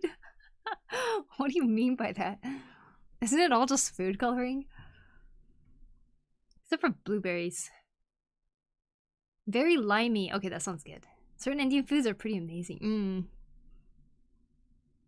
Even though Seattle's got Japanese food, eating the same stuff in Japan gave me an epiphany. Like, oh, this is how it's supposed to taste. Just more flavor and fresh. And have you noticed the ramen is hotter in Japan? I swear all the ramen I've had in Seattle area has always been lukewarm for some reason. I don't know. Try Blue Lobster for real. Blue Lobster. I couldn't live in Japan though, or most Asian countries. Allergic to seafood. Ah, I see. Yeah, there's a lot of fish stuff in Japanese food, even if it's not always like a fish dish, if that makes sense. Because they use like a lot of fish stock and everything, so.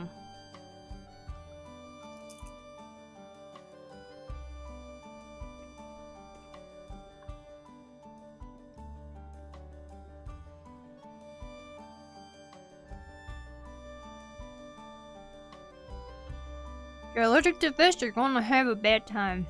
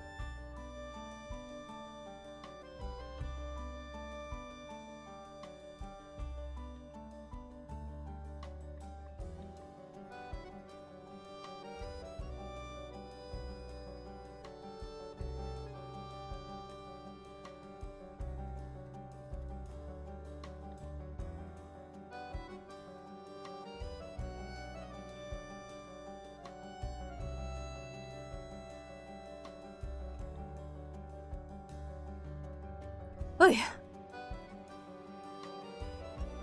Howdy y'all and nice mantis. Hello Party Panda, how you doing? Thanks for the follow y'all man, appreciate it, thank you.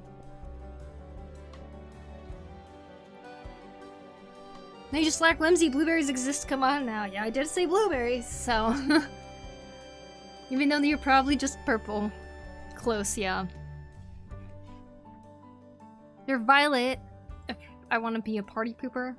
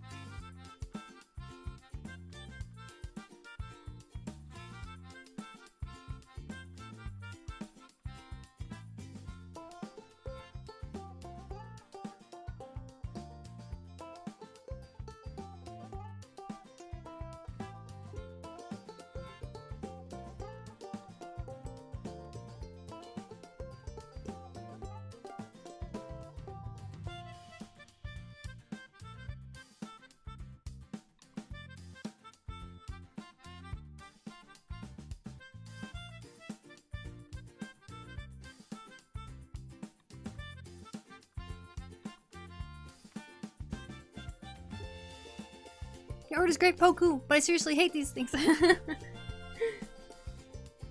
What? They're so cool though.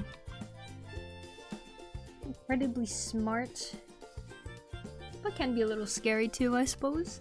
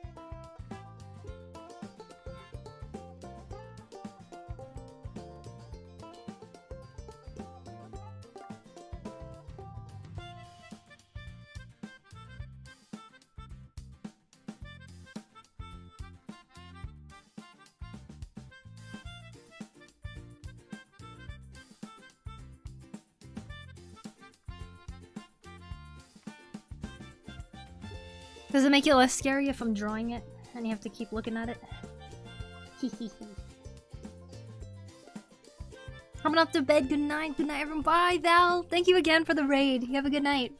See you later. Heading back to work. Take care. Bye, Taco Assassin. Have a good work day.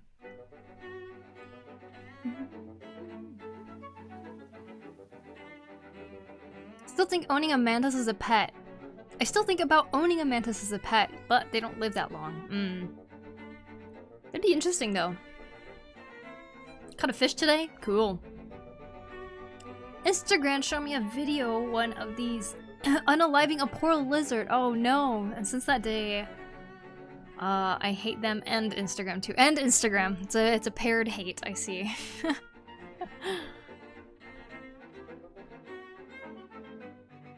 If you saw a tiny kid kill a dog attacking it, would you be angry at the kid? What? Is that in relation to the mantis question right there?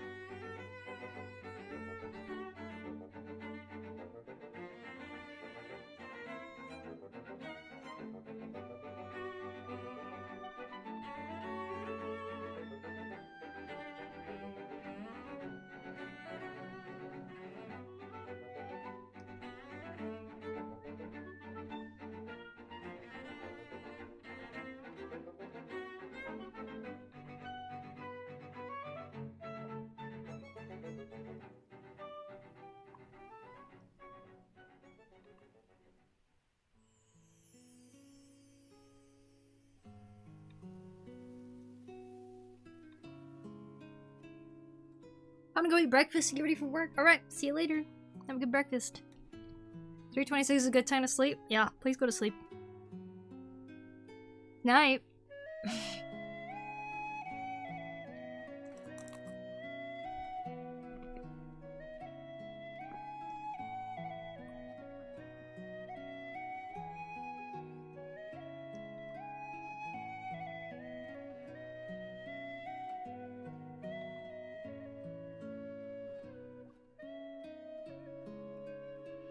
For real this time, he says. We'll see. We'll see.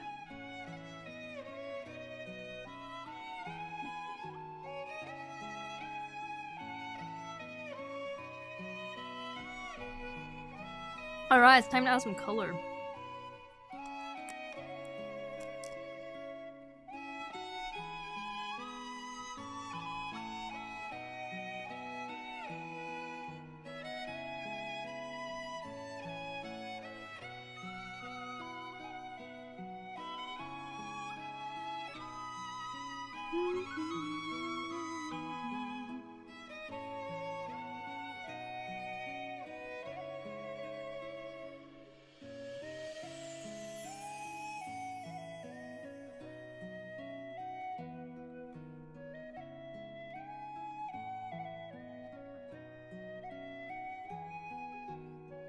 Oh god, I did something.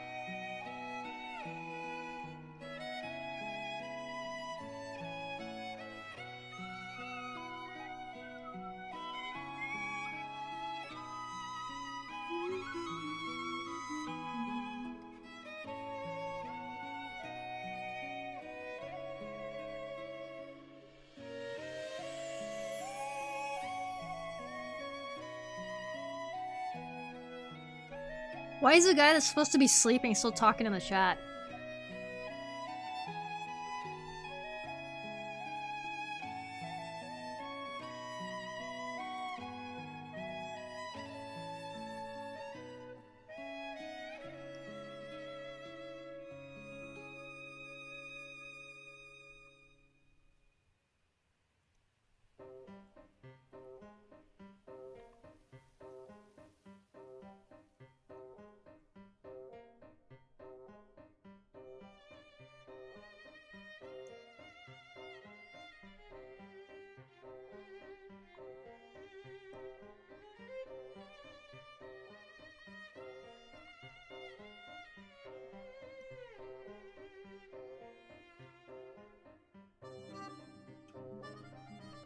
It's like a natural reflex. Wow.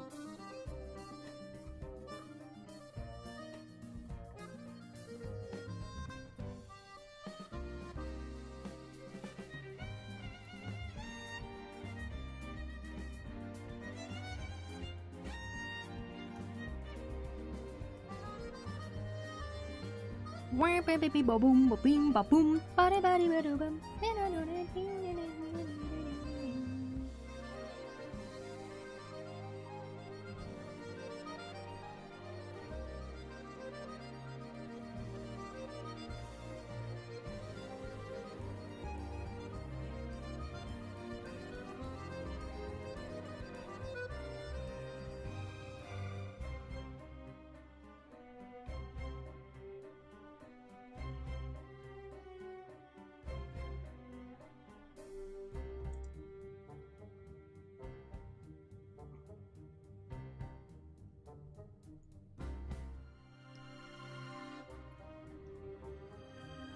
Bye. Go to bed. It's just blue dragonfly, angel frog, lizard. It's one of those. Dragonfly or a lizard or a frog. There's one of those, maybe. Perhaps. I wonder what it is.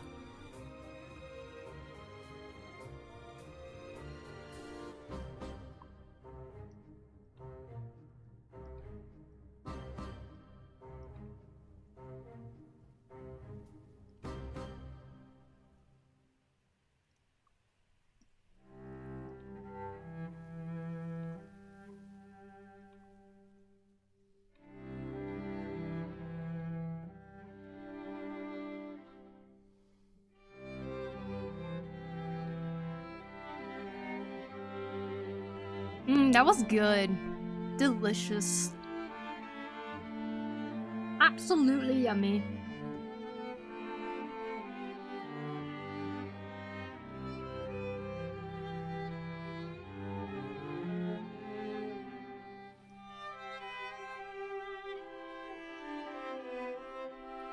I forgot the name, but I've seen these before. Good job, good job. They're called blue dragons. Interesting, eh?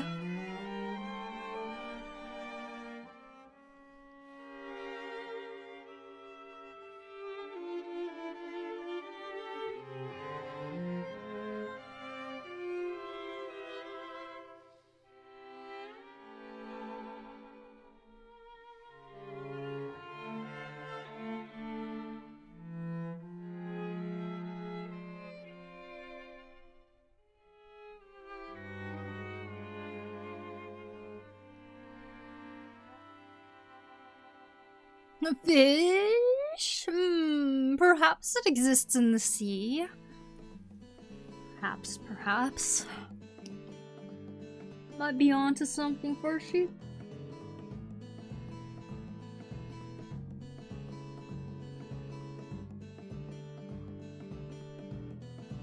See more blue no, do not eat these. These are poisonous.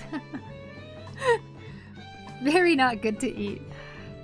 If anything, it is a reason to avoid blue. Poison.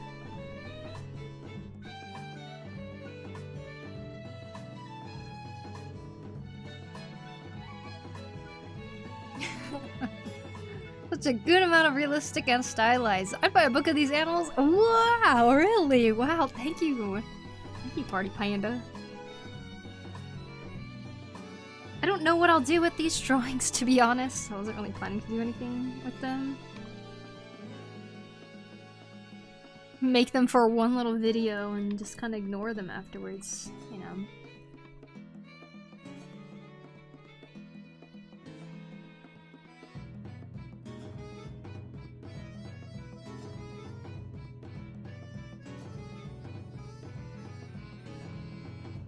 Maybe it might be worth trying to think of stuff to do, though, with these animal drawings.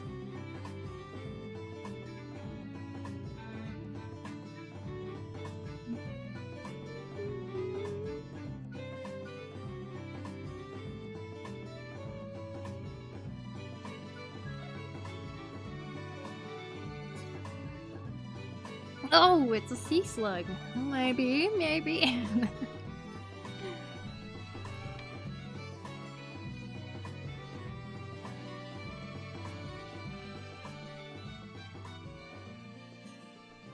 Isn't it cool what exists on our planet? So freaking awesome. It's like playing No Man's Sky, right? You're going to all these different planets all the time, and you're like scanning all of them, and they're supposed to have like different animals here and there. But they're all kind of the same-ish, because it's like the randomizer that kind of just sticks together random heads and like stuff.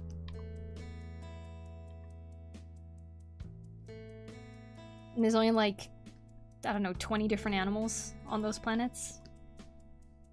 On our planet. And you can't compare a game to real life. But real life, oh my god, we have so many cool looking creatures out there.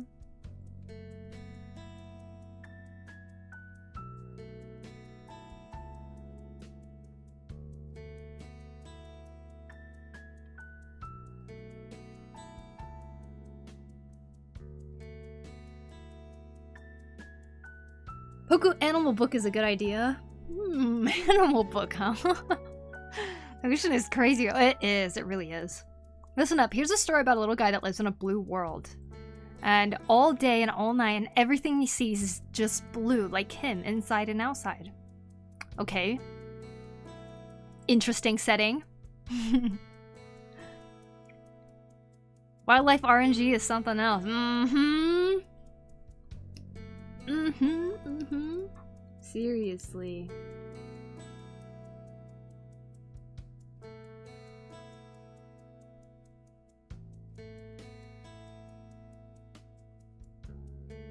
I feel like I'm kind of late in life to be so interested in animals. Like, I was interested as a kid, and then at some point I wasn't like super like, I don't know, looking into animals anymore. It's like, I feel like it's only recently that I've kind of reignited this passion again. Maybe I'm just really missing cats or something, you know? It's like the more I learn about different types of animals and plants, I'm like, god damn, our planet is so cool. How were we not nerding out about this more when we were school kids?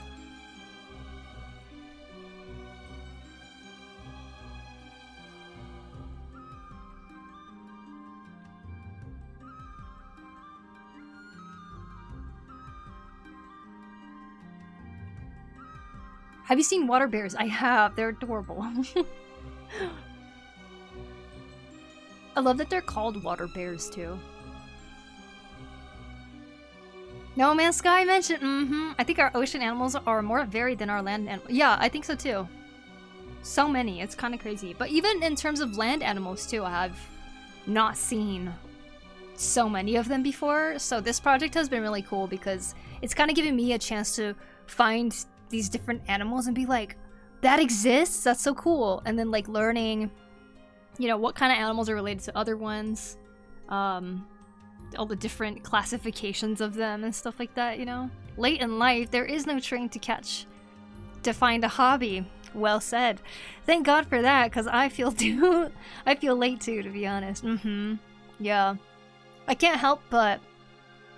Maybe it's just the feeling that you get when you're really into a new hobby or a new topic. You can't help but want everybody to learn about it, right? Like, oh my gosh, I wish I could just share this knowledge with everybody. That's me with this stuff. I'm like, why don't we talk about this more in classrooms and schools? This is amazing.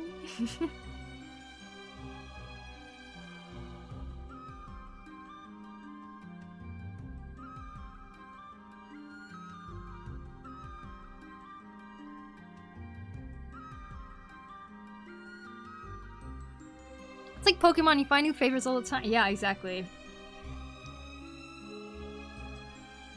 Big fan of Pokemon, of course. But, you know, the reason I started this project is because... partially because of Pokemon. So, you know I love Pokemon. But I had this moment where I was sitting there thinking, I feel like people know more information about specific Pokemon than they know about a lot of the animals on our planet. And I couldn't help but feel like they deserve some attention too. I was like, they need some love too. Like, and these ones actually exist, you know? Nothing wrong with loving Pokemon, obviously. Pokemon's amazing.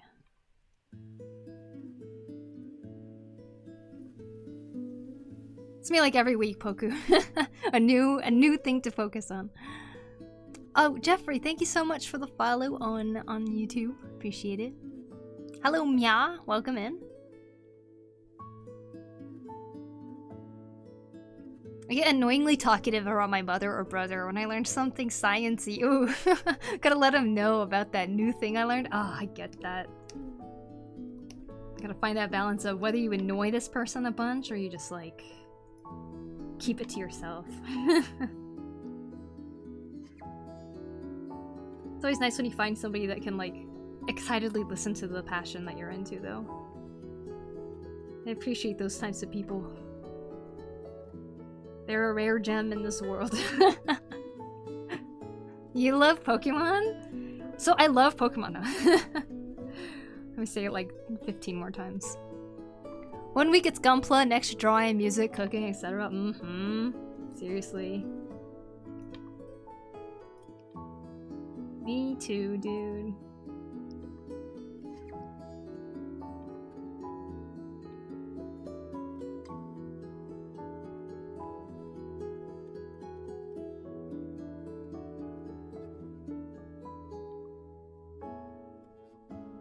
Having hobbies is a good thing, though. Nothing wrong with that.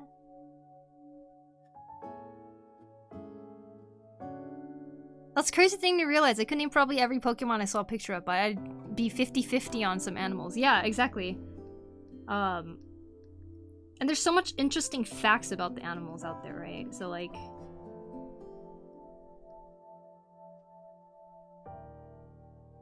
Can Pokemon overshadow real animals? Yeah. That'd be a fun game to see if people know real animals more than Pokemon. Yeah. That's why I started this little thing. Like, I draw 5 different animals. Some of them are fake, and some of them are real. And, basically... see if people can even recognize if something exists or not.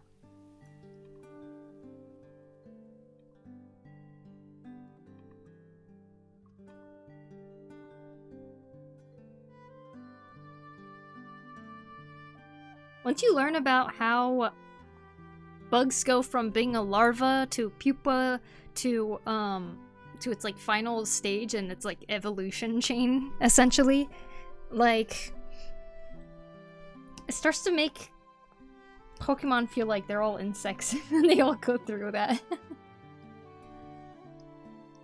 And I know that Pokemon's like very much inspired off of beetles or something, right?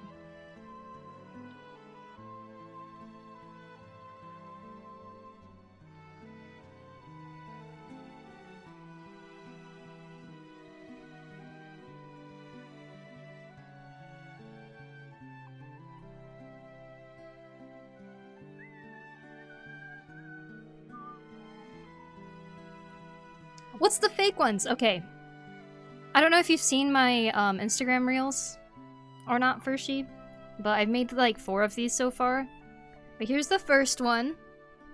Real or fake? Hi, I'm new here. Welcome in, Mia. I'm glad that you can make it. Welcome, welcome. Twilight Town? Yeah. So this first one is real. It's a fluffy pig called a Mangalika. Bangalika pig or something. Here's the next one. Real or fake? It's real! It's a man-faced stink bug. And usually, I end up kind of showing the real picture afterwards. This one was a little confusing to people. Basically, I was trying to make a catfish that had cat ears, but try to make it look believable. But this is supposed to be fake. A cat-eared catfish. And people were like, what? I thought it was just a catfish.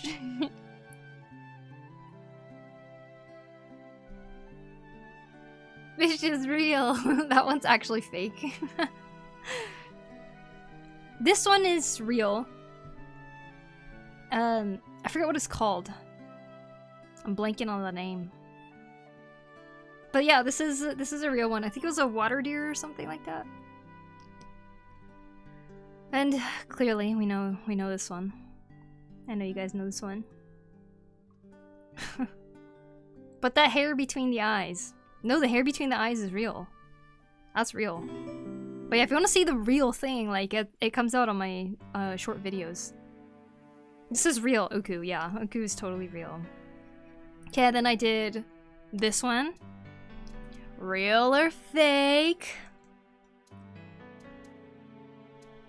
Fake fiction! I've seen this. This is the fried egg jellyfish. It is absolutely real. I really like how I drew this foot right here. Wow, real app, This one here is a bipedal bunny, which doesn't actually exist. It seems like something that could exist, but it doesn't.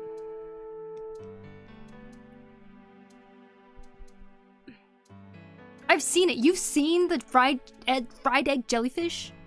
No way. That's so freaking cool. Alright, this one here is real. This is a hummingbird hawk moth. It is a moth that looks like a hummingbird. And it is honestly shocking to see it for the first time ever. I'm getting got now. It was crazy seeing this in real life. Like, me and my sister were like, is that a hummingbird? And we're like, oh my gosh. And then, nope.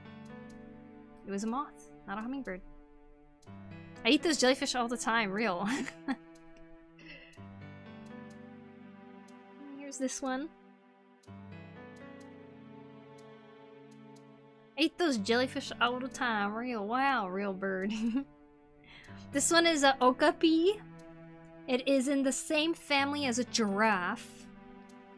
Yeah, it has a zebra butt. Birds aren't real. Well, birds are fake, never mind. Oh, there's a fried egg jellyfish? The world? It's real. That bunny has short arms like a T-Rex, yeah. Zebra deer, real? This is real, yes. Zebra giraffe would be the closest thing. Looks like a Pokemon. It's cool, huh? Oh my gosh, this one... I wish I drew it a little bit differently because people started saying it looks like a ferret.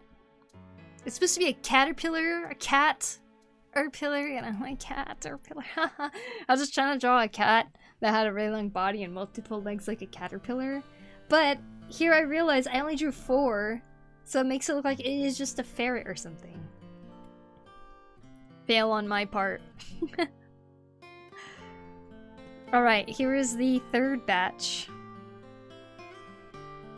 Here we have the first animal, which I really love how I drew. I still love these lines. It looks so cool.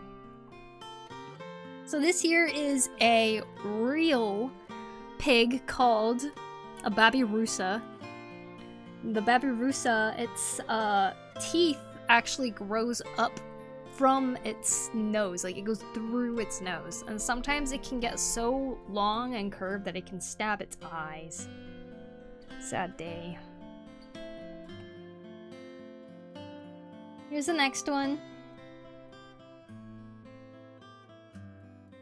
What's your favorite starter on the new one? The new Pokemon? Is it, wait, new Pokemon? What's the newest starters? Newest starters.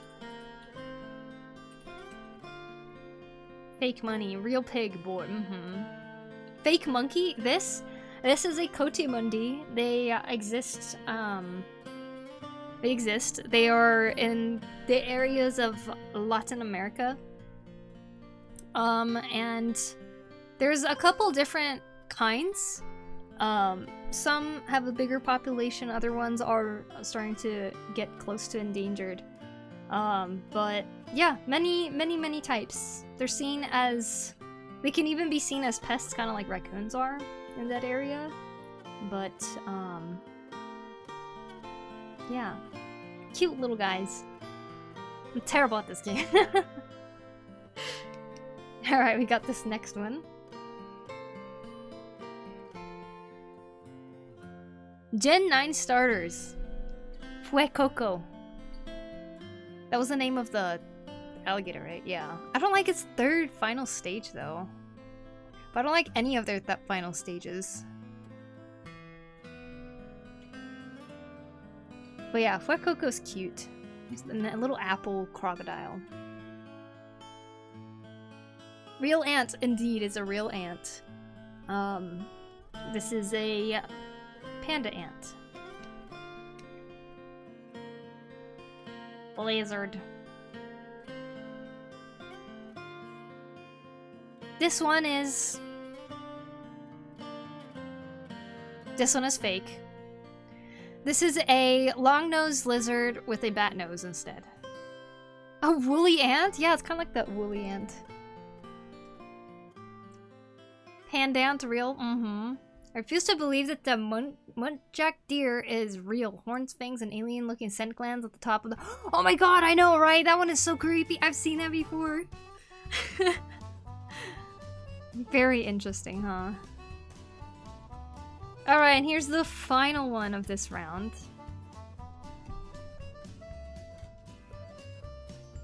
Monster Hunter Lizard, yeah. Cause like so many bats have interesting noses, I'll just stick it on a lizard. Wow, wow. Real.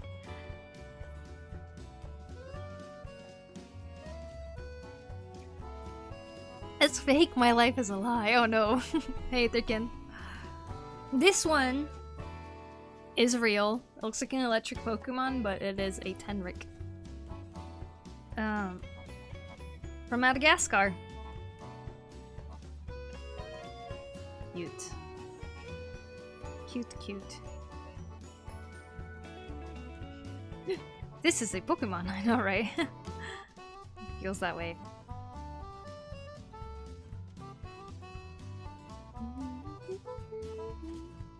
Pikachu's seen better days. Just a really fluffy— it's like a zigzagoon Pikachu. Alright, here's the final batch before the one that I'm making right now. This is real. This is something I've seen in real life. They're extremely tiny. I just saw a little fluffy thing crawling around.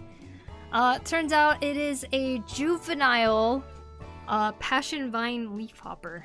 So Leafhopper actually is like a little black butterfly looking thing that's like pretty small.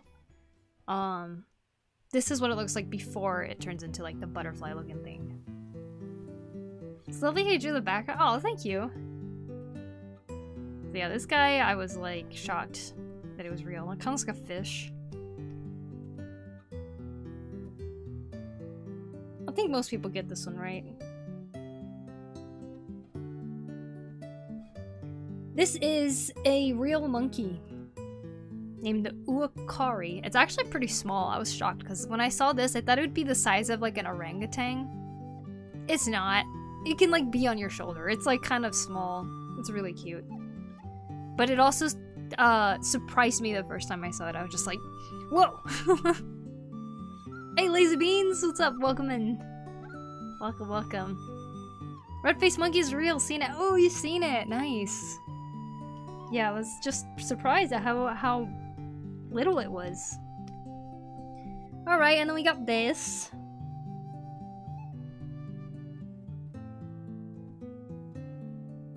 Monkey. They are little devils. Water. Thank you, Space Toaster.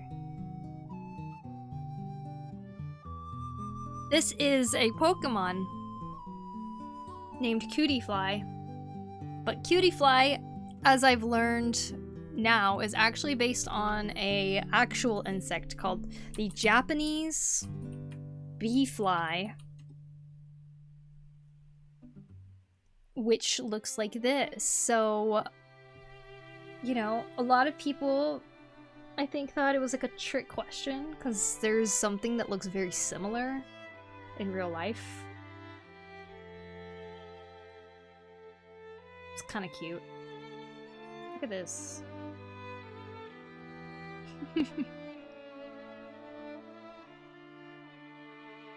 Ah, shoot. Oh, yes, I heard so earlier. Isn't that cute?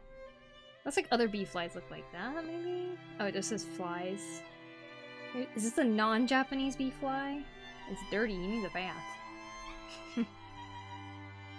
Anyways. Cutiefly, the Pokemon. And then we have this. Oh, cute. Yeah, so cute. Yeah. This here is real. This is a maned wolf. They have extremely long legs. Which was very shocking to see the first time I ever saw it too. I was like, whoa! Long legs. Very long legs.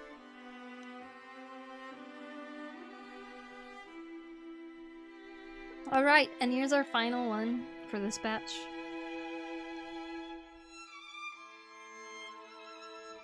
Very leggy, very leggy. This last one is the polar bear dog, which is not real, unfortunately. Fake, but I wish it was a real bear dog. Yeah, I agree. But if you do search polar bear dog on Google, you'll actually get like a whole bunch of images of people being like, is my dog part polar bear? Or they just have like a white dog. Legend of Korra, yeah. So yeah, that's the 4 batches I've made so far, and then so we have these next ones that I'm drawing and starting to color. I will not give you the answers yet because right now it's important that I just color them.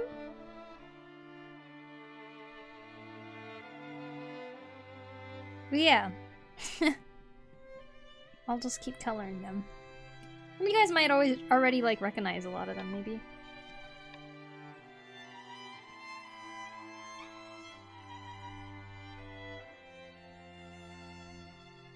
That's my dog. Oh yeah, you got a polar bear dog.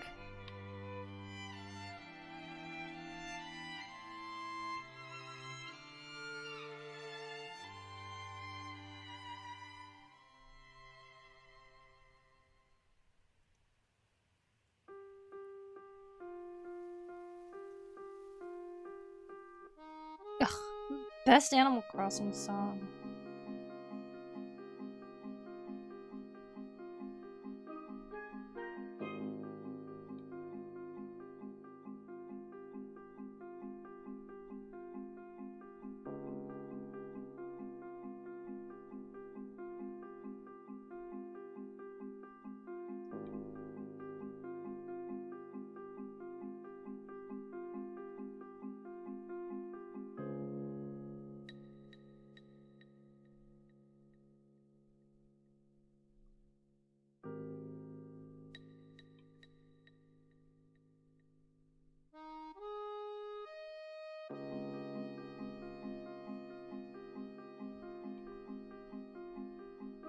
Samoyed dog is a very polar bear indeed.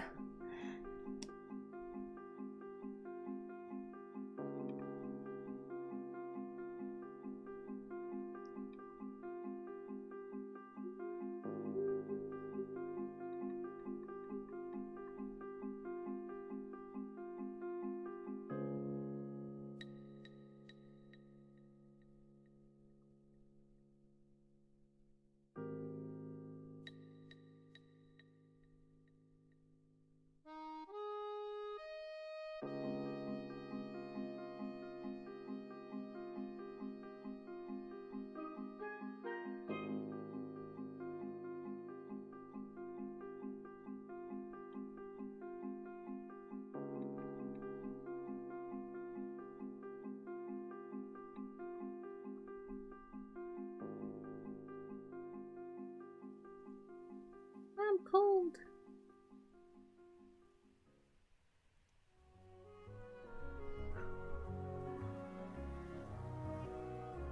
Yes, I am. That is exactly what I'm drawing, MD. What's up? How you doing?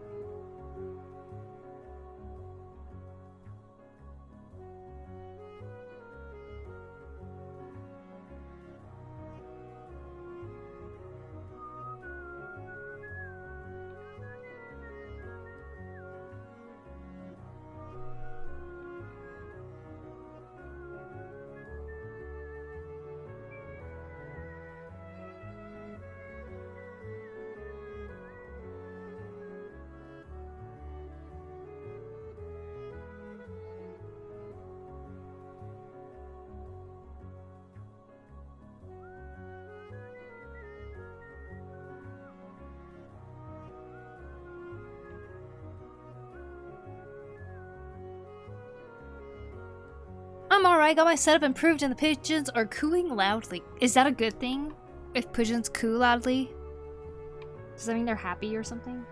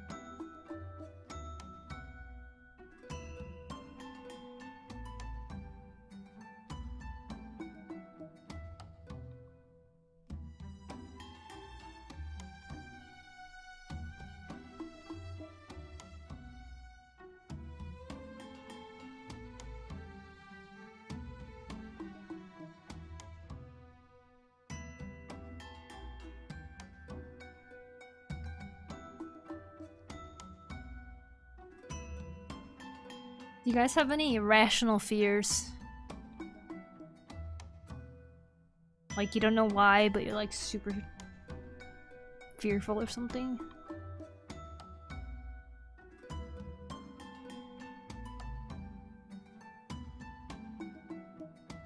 I was like thinking about that today.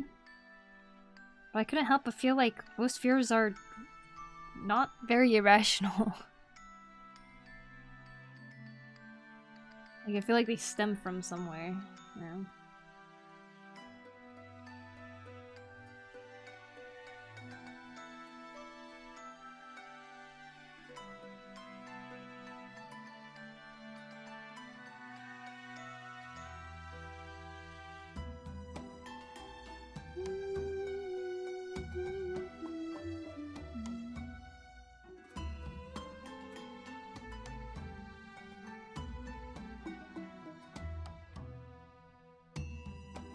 Fear what, for example? Like, say when someone says, I have a fear of clowns. Is that really an irrational fear?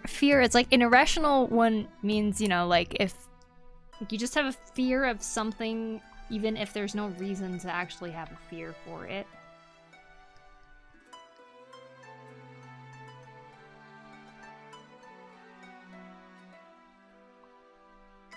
Train going over bridges. Is the fear the sound? Is it you going on the train? Or is it you being under a bridge? Got an irrational fear of fire, to be honest. Is that irrational, though? I think fire is very irrational to be scared of. It can burn you, it can hurt you. It can easily be lost control of, you know?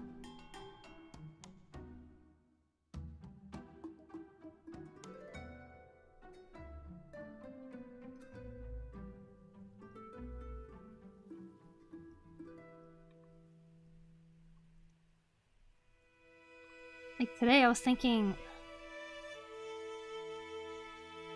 about strokes for some reason. I was like, man, I'm really scared of getting a stroke. I was like, is that an irrational fear though? It's like usually young people don't really have the fear of getting a stroke or anything, right?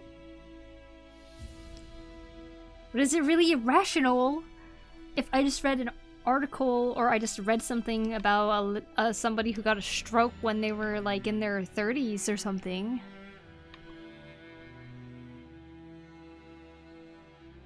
I don't know. Okay, actually, it's falling into big bodies of water. Oh, like driving at night over dark water on bridges, that's it. I see, I see. Like, you know what thalasphobia is? No, I don't. Witcher music. Oh, I need to play Witcher. Witcher 3? Blackie, thank you so much for the follow. Appreciate it. Thalasphobia. Oh, true, but I don't know. But that's why I don't operate a grill. I see. Thalasphobia. Fear of being in deep bodies of water, the vastness of the sea, sea waves, aquatic animals, and great distance from land. That's not irrational, though, I don't think. It is totally rational. Especially, say, if you're not someone that's comfortable swimming, right?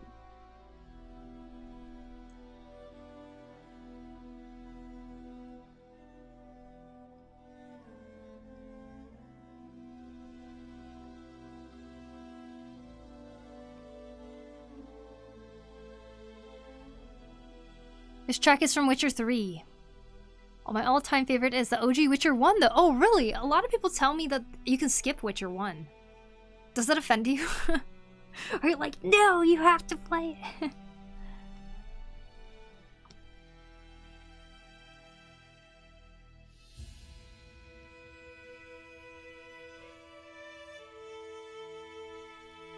Like, you can't see the bottom of the ocean floor. Yeah. I find that to be actually pretty scary too. Like, I feel like I'm a very confident swimmer, but I grew up swimming in a pool. You can see the bottom, and there's no creatures inside there. No poisonous creatures in there that can like come in and touch you and like, I think you become paralyzed or something, you know, like there isn't any kind of fear like that in a pool. So I can totally understand thalasphobia. Get this, sharks are my favorite animal. Make it make sense. Sharks are pretty cool though. You're like, I just don't want to be in the water with one, right? I believe a fear is irrational if it debilitates you in any way. Oh, interesting. But then again, maybe not. It really depends. I see, I see.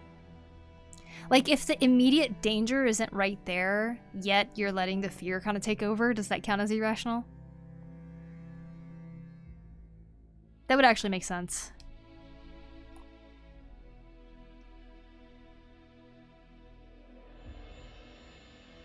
I'm old enough that I bought it in high school, and it was released when it was released back in the day. I played it through like 5 to 6 times. People nowadays probably adapt hard to a 2007 game. I see, I see.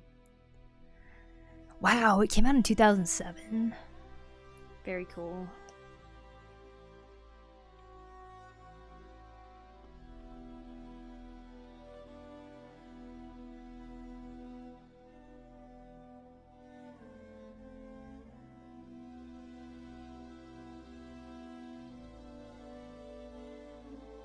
Oceans, though, can be quite terrifying. There's this show in Japan called Sekai Gyoten, and it talks about the world's most shocking news, right? I've brought this up a few times on my stream before, but I watched one episode that talked about poison. And of course, if you talk about poison or venom, yeah, venom, then you're going to have some sort of sea creature pop up, right? One of the stories in there was a guy who was getting oysters or something. For the pearls, I think it was. And then he finds... He's like just touching and like picking them up, and then he finds one shell that's like a kind of a strange shape. It's got like triangles all over it and stuff, like kind of like scales. And then he gets stung, essentially. This shell creature stabs this clear thing into his thumb. He's like, oh no. Turns out that thing can paralyze you completely within like a few seconds or something. And he ends up getting paralyzed. And he's like in the water. And like it, luckily somebody notices him and like gets him out and stuff. But like, when I see stories like that, I'm like, the ocean is scary. Hi Meeches, how are you? Welcome in, welcome in.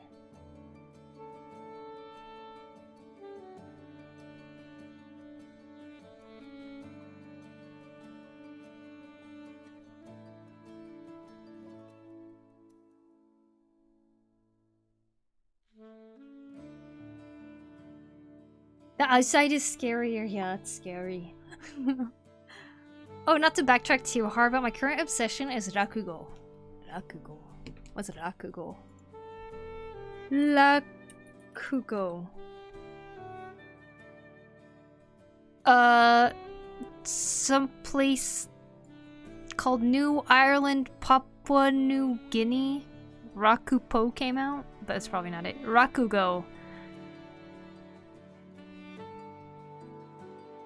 Japanese comedy?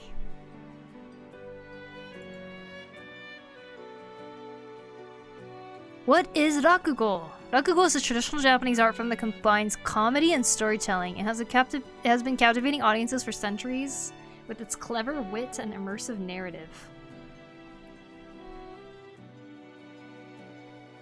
Interesting.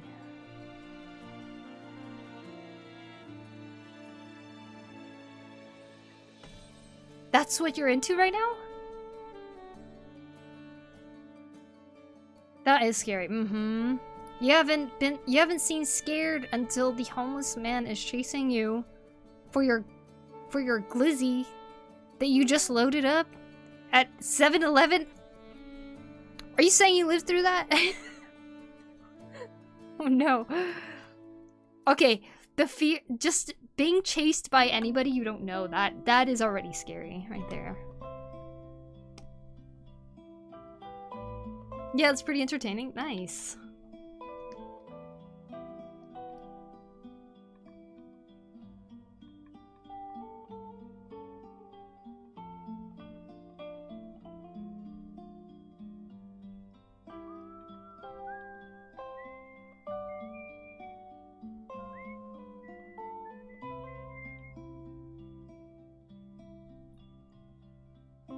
There's a guy who's like an ambassador to Canada x Japan who does it in Japanese and English. Oh, nice, nice. Akanebashi, cool. It did happen when I was like 14. Oh my god. That's even scary when you're a kid.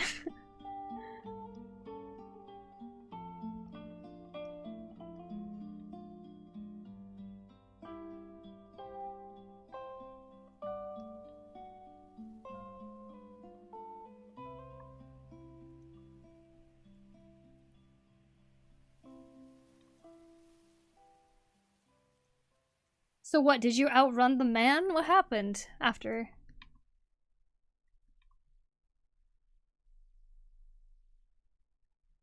Akane Banashi. It's a great manga about it too. Ooh, wow, I didn't know. Very cool.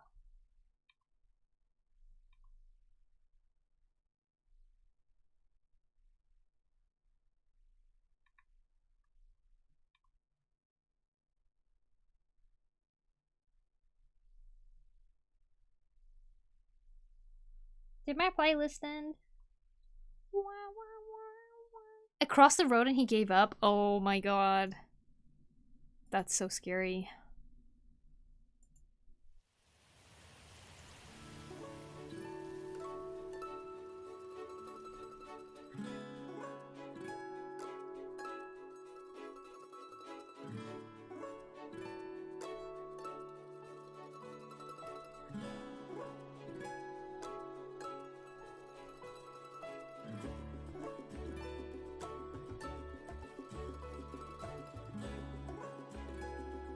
Luckily, I've never been chased by a homeless man, but I have been chased by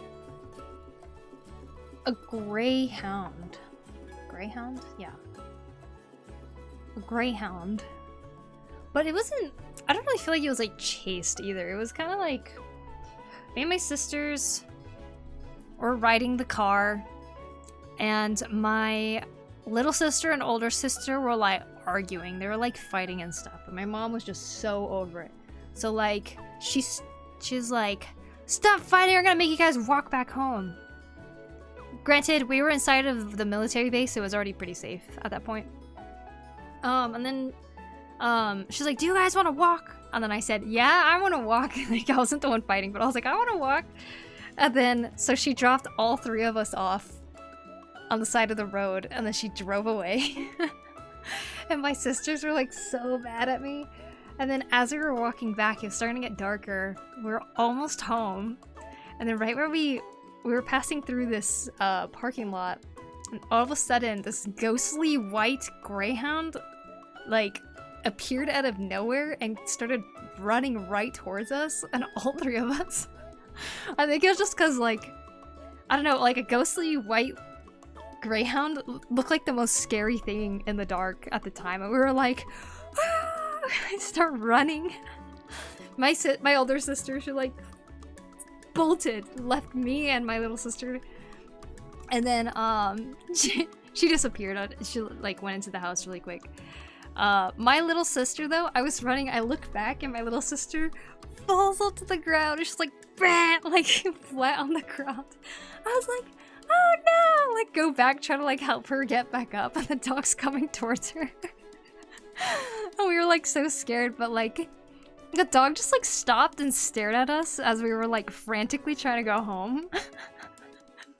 And then we got home, and then we realized that dog was probably just like hungry or something. It wasn't even trying to hurt us. That's like a memory though that we as siblings have, and we like laugh about it sometimes. Good times. Of course, my sisters were like, why'd you make us walk back and stuff? But then later on, we were looking outside. We saw this dog still wandering around, just kind of sniffing things. And we're like, now we feel bad for it. Can we feed it something?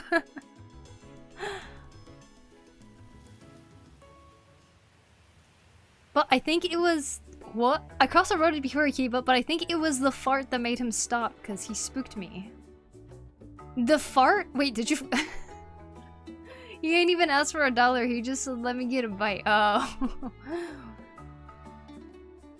I've been chased by a rabid dog before as a kid. It made me scared of all dogs for years. Oh yeah, that would be so scary though, a rabid one. Till I got over it and owned dogs. I used to be so scared of dogs. Wow. Yeah, it's like everybody, like almost every family when I lived in the military base, like had a dog. So I was like, I really wanted one. But yeah, it was the first time I like freaked out after seeing a dog. Felt bad for that dog.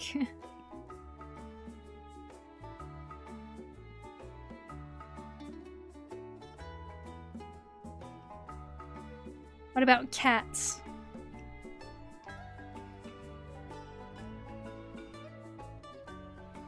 Not scared of cats, hopefully.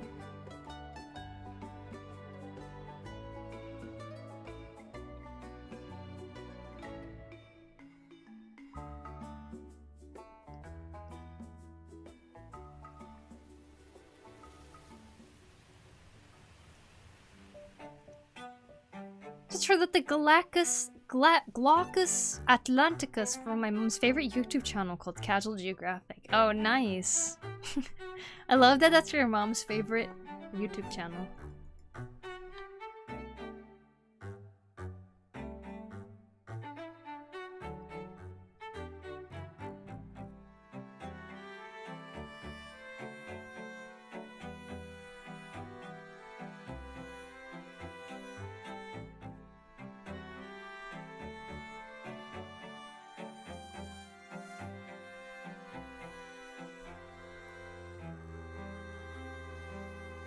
It's hard when they don't do anything. It's hard when they don't do anything? What do you mean?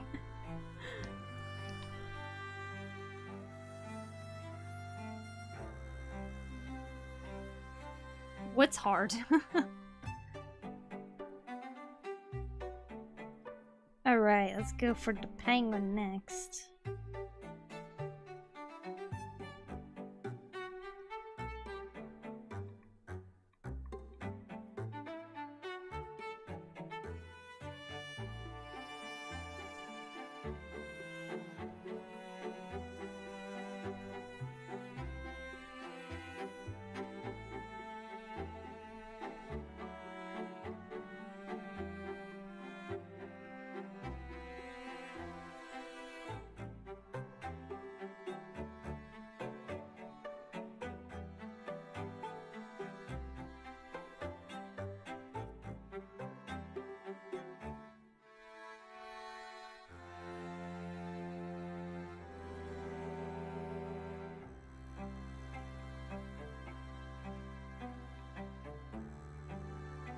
Like, hard to be scared of cats when they're mostly loafing all day.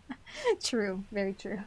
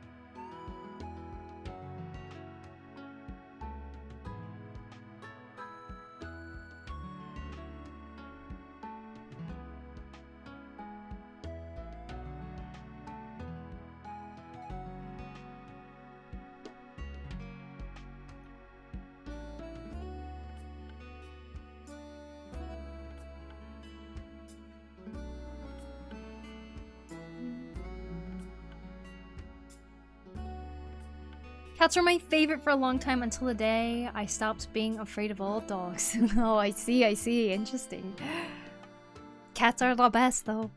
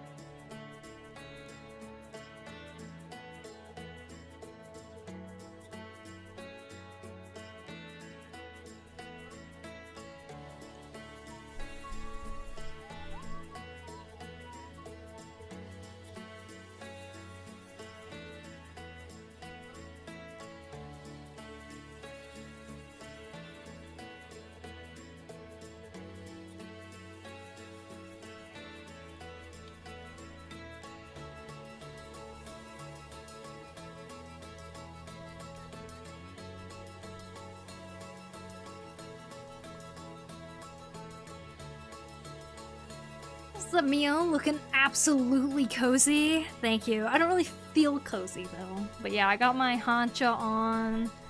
You know, kind of freezing. How was it like living at a military base? I really miss it actually. Like, I think it is the closest thing to like a community in a sense. At the time. Like, our Halloweens were super awesome. Almost every family had a kid there, you know, like the housing areas were made for people who were enlisted in the military but they had family. So like everyone who lived around me also had kids, you know, and like our Halloweens were super duper fun. The neighborhood was mostly safe, and so like, and it was like a kind of a small area too, so like we basically had this entire area that you could just like use as a playground. Like we'd kind of like run around and play in. There were some trees, so like I would climb those. There's a lot of like playgrounds and stuff where the kids would kind of like meet up and play together. Yeah, I liked living on the base. And the funny thing is, every place that we ended up moving to, the layout of the house is always the same. So sometimes it didn't even feel like we left or that we moved or something. It's like you move to the new place and the layout is kind of the same, or it's like flipped or something like that. So it's like there's not too much that you have to get used to.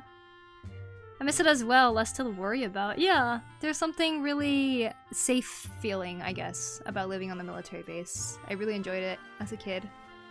I don't know if people like it or not as adults, but my family, we really liked it. I miss living on the base too, felt safe and free. Yeah, exactly. I feel like after we moved to the US,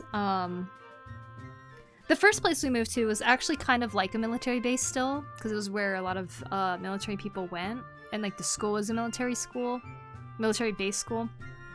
So there was still like similarities there. Once I was about to finish middle school, we moved to Washington, and that's where my dad retired. So like, for once we were living in the suburbs, and like we were around people who weren't military, and like I was going to school with people that, you know, all walks of, some people are very wealthy, some people are not, you know, like, and like just kind of seeing how different everything was, I guess.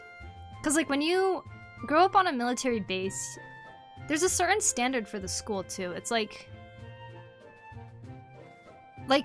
everybody is working on the Navy ships and stuff like that, so it was just kind of like there was really no, I don't know how you call it, like it wasn't like somebody was like super rich or something, like there was like no difference in that. It sounds like vacation, same layout for every house, everything is predictable, very free. Duck, thanks for the follow. Same but different, yeah. This creature looks so cool. Thanks, Aladar. What species is this penguin? You will see in the final results of the video.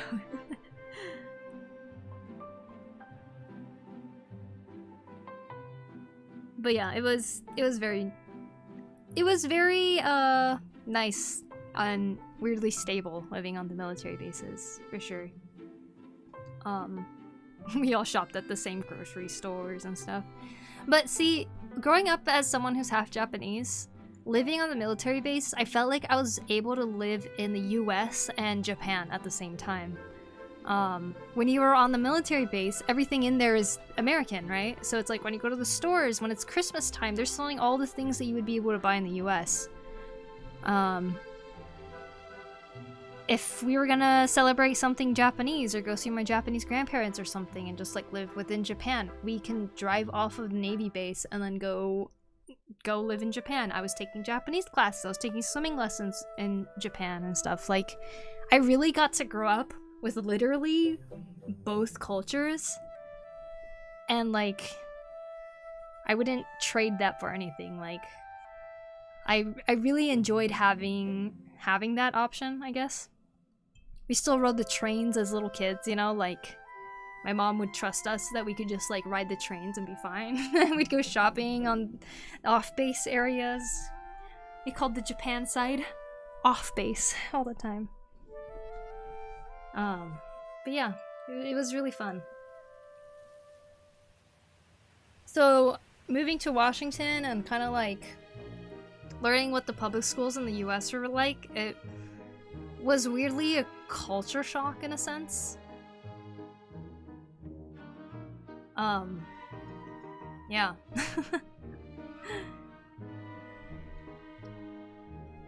Very interesting.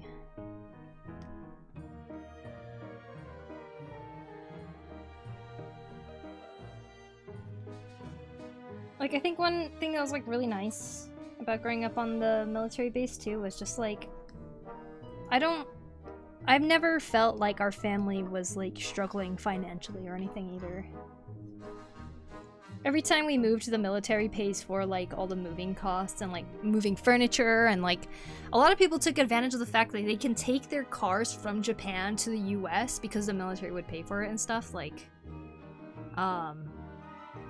yeah, so it never felt like, in terms of moving and stuff, because we're moving, the entire family is moving for that job, you know? The military always paid for it, so it was like, I don't know, it just felt very comfortable, I feel like, living on the military bases. That's kind of what it was like, if that answers the question. Sounds like the best of both worlds. Yeah, it was. It really was.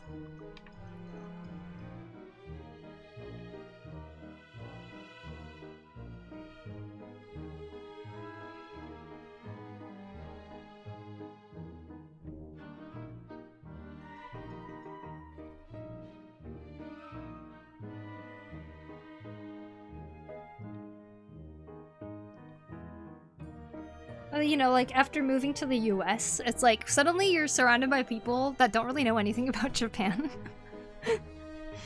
And so, like, because, like, even when you're on the military base schools, like, everybody still took this class called Host Nation, and Host Nation class, basically, you would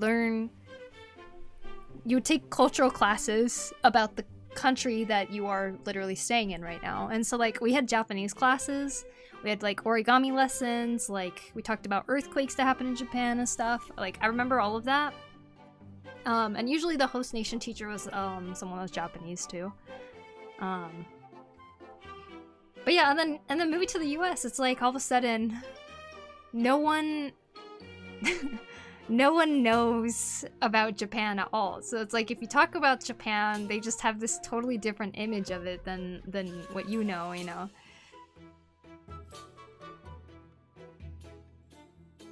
This talk is so nostalgic, almost word for word. Live the same life, except we were Air Force. Ah, I see. We did stay in an Air Force base for a couple of years too. But I think they have both Navy and Air Force go there. But yeah, it was I don't know. I really thought it was like a big deal. I thought a lot of kids experience this, but like, when you turn 10 years old, you get your military ID, which is, for some reason, like something that was so exciting at the time. They literally printed out a piece of paper with your name on it, and then they like laminate it and give it to you. But we would have this little ID, and you can go in and out of the bases and just like show it.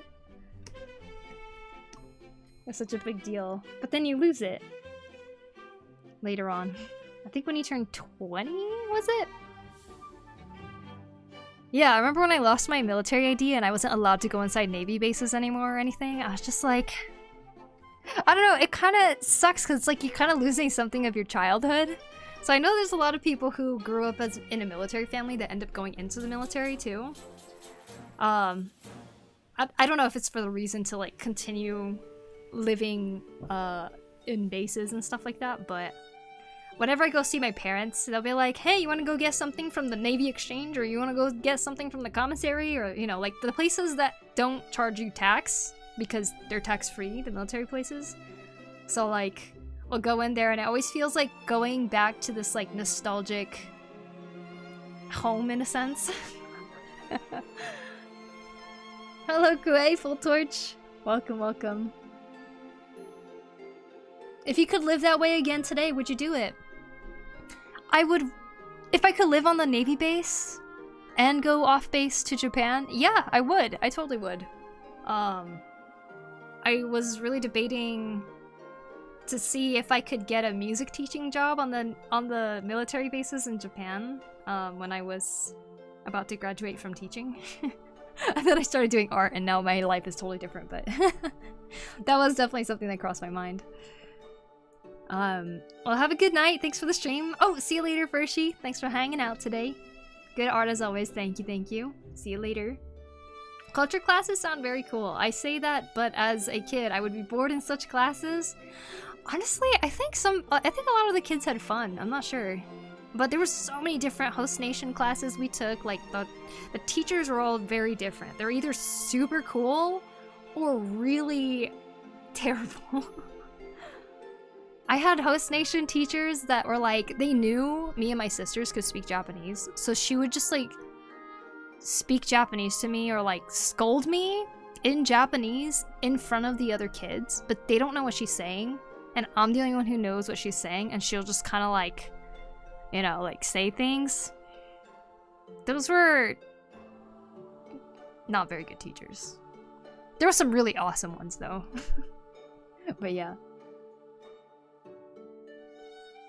I wonder if we were on the same base in Japan at some time. Oh, well, if you were in Air Force, were you ever at Misawa Air Base? Because that was the one that I was at for 3 years. I was like in the 1st grade or something. That sounds like such a unique world to have lived in. Stable, safe, despite moving a bunch. Everyone has similar kind of life. I bet you all understood each other quite well too, like a tight-knit community. Yeah, definitely. I feel like I was very sheltered for sure of the actual problems happening in the US. Like in a sense, because we were all kind of like in the same financial class, I suppose. Anything that was different from each other, it was usually like a cultural difference or something, you know? But then we all really embraced that, I feel like. Like we would have these, there's, when you live in Japan, I don't know if this is just in the military in general, but there was a lot of Filipino people in the community when I was living in the military bases. And like we would have like multicultural day and stuff. And a lot of the Filipino people would bring all their Filipino food. They'd show us all the cool games that they would play. And like, I don't know, it was like so fun for me to like share all of that. And of course, like me and my sisters would share like our Japanese side of the family and stuff like that.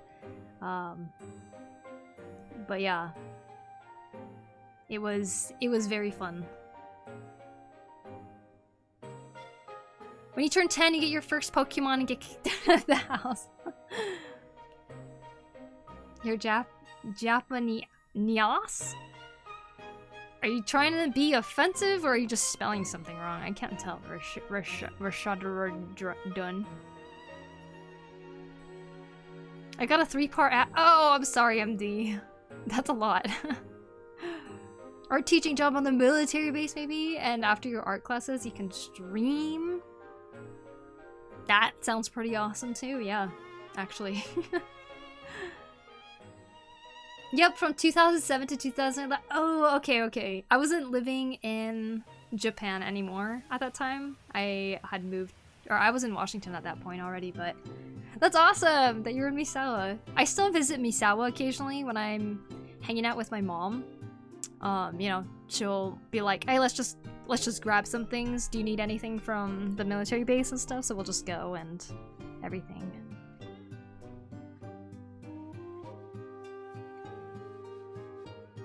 Imagine you find a childhood friend in chat.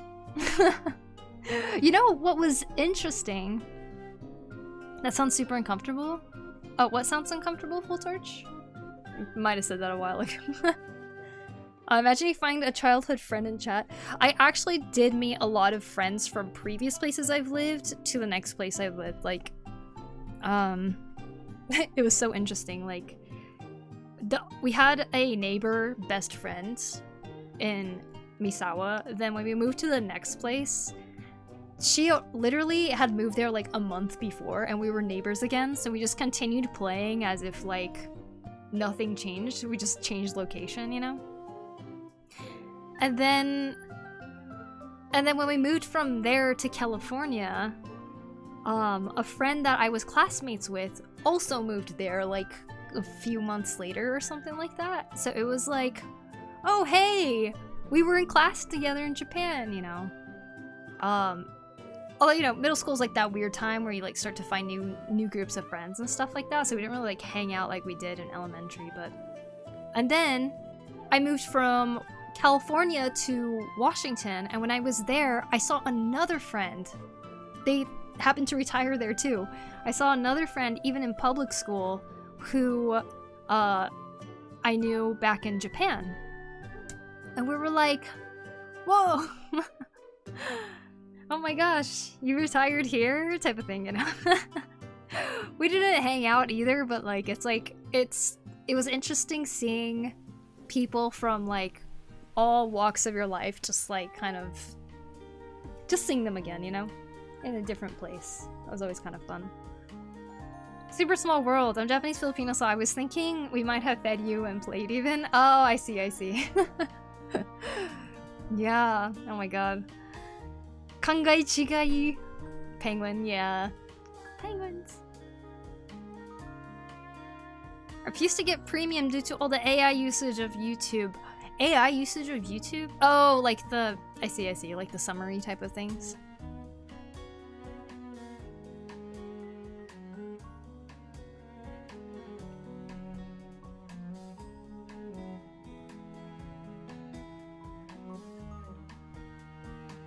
And yeah, I feel like growing up in the military base, you have to like we essentially moved every three years. And like, that can definitely be kind of rough for some kids, you know, like, oh, each time you move, you have to make a new set of friends, you know, like you gotta get used to a whole new thing and stuff. But there was this sense of continuity with each place that you went to, like, or consistency, I guess. And you know, it's just how it was. I feel like we adapted pretty okay. Also, I have two sisters, so it's like, in a weird way, we ended up just becoming pretty close.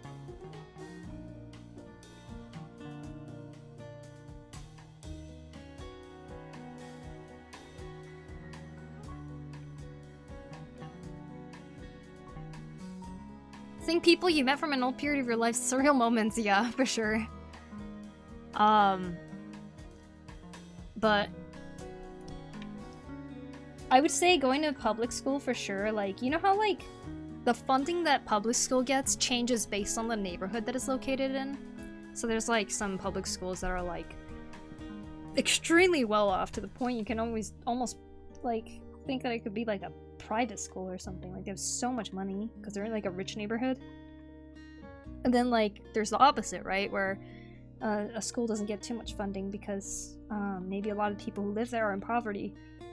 And so like going from schools that seem to all be funded in the same way in the military bases, it was a guarantee we went on a field trip like all the time. Like I remember a huge highlight of my school life was 5th grade, because like 5th grade was the year we went on a lot of hiking field trips and stuff.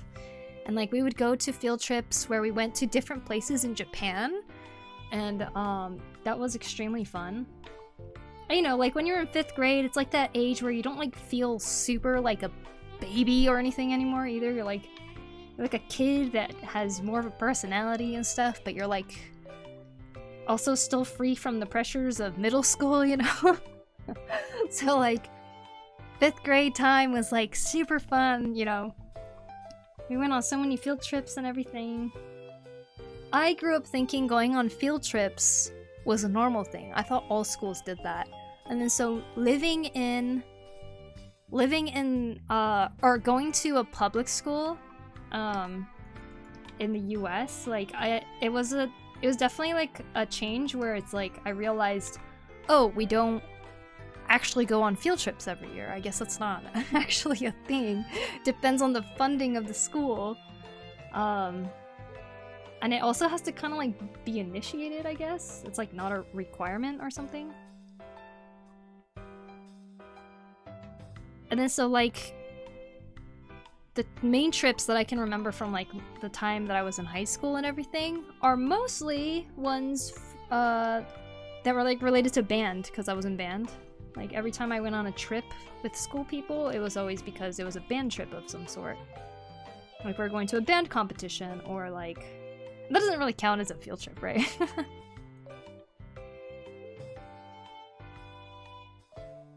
Mine was an unskippable 3-minute Indian song. Oh my god, what? Jeez. I thought YouTube ads on my stream didn't play unless I started them. I guess it's something I can change, maybe?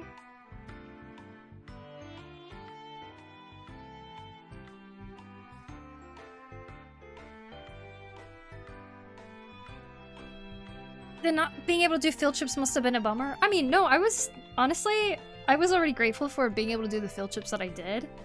When I was in the 6th grade, when I moved to California, we had a trip to Yosemite, and I guess that was just a 6th grader thing to do. Like I said, when I was in middle school, it was like also a military base type of thing, so military base school, so we still had funding, you know?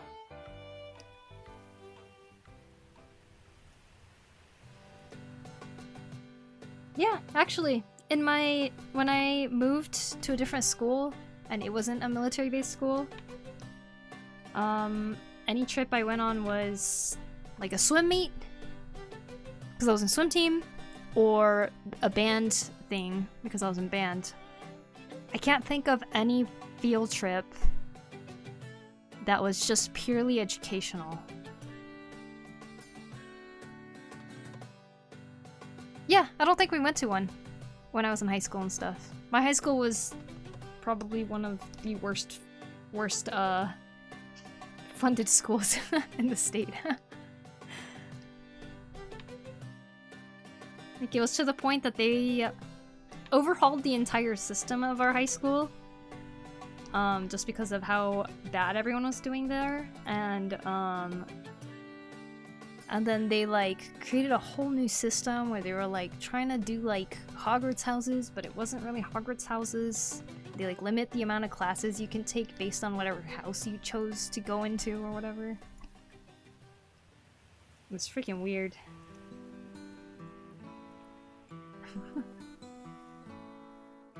It's good to experience it all, right? If anything, I wish I could let a lot of kids experience what schools I grew up with in the military bases.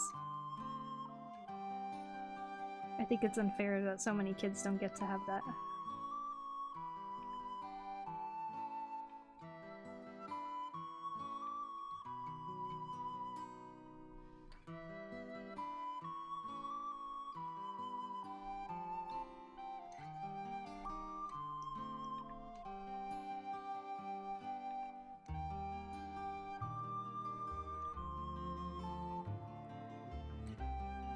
This is why I downloaded Firefox.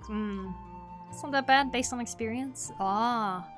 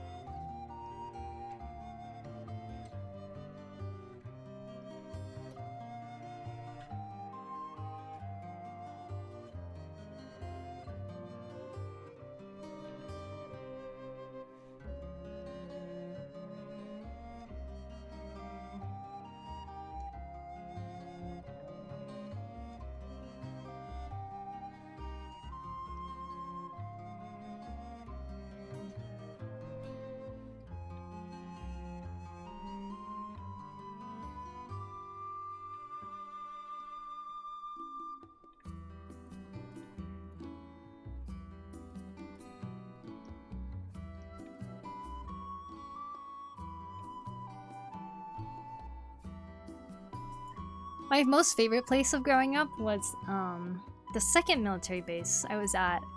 They actually didn't have like, so there was like one major base area that we were allowed to go to, but they didn't have enough housing there, so they made us wait for a different one on like a smaller residential base.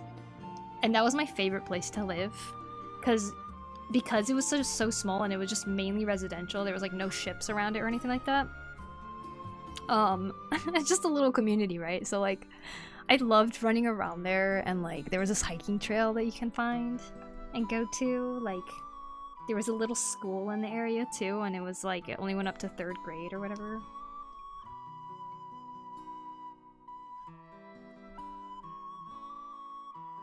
I hope that's like the same kind of feel I can find in the future. Small community, like a bigger family. Kind of was, yeah. It's crazy how there are so many skilled artists nowadays. I browse social media and I see so many amazing works. I don't remember seeing that many a few years ago. Ah, interesting perspective. I feel like there was, I mean, there's still a lot of artists that aren't even on the internet, right? It's pretty amazing. Like, I've been looking at people's artwork that do urban sketching. So, like, it's where you go to a certain place and you sit down and you draw whatever building and stuff like that, right? So, when I look at urban sketchers who do this, like, all the time as a hobby even, wow, there's so many amazing artists. Like, I'm kind of shocked. But they, like, don't really have any social media presence. They're just, like, in a Facebook group, like, hey, this is what I drew! I'm like, oh my gosh. I think it's become a lot more normal for artists to, like, have a social media profile and, like, share their art online and stuff like that. But, even now you can see that there's a lot of artists that have not really even shared their art too much. Even on the internet, and they're just, like, out there. Undiscovered. Just enjoying drawing. Weirdly enough, that's kind of my favorite artists. The ones that are just doing it, you know? They're like, yeah, this is fun. And drawing, like, masterpieces in their sketchbook. So cool.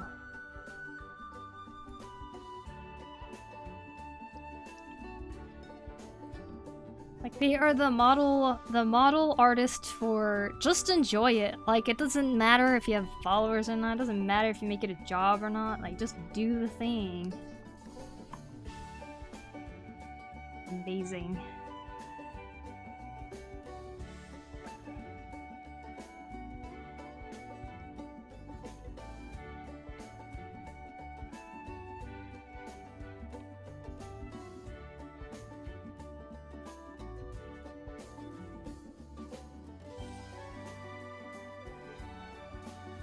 Yes, hermit artist disconnected from the internet. Yeah, exactly.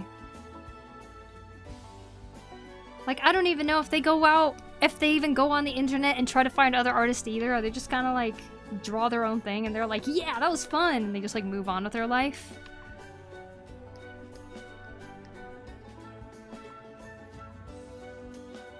It's like, hey, who's your favorite artist? Oh, that guy I draw with.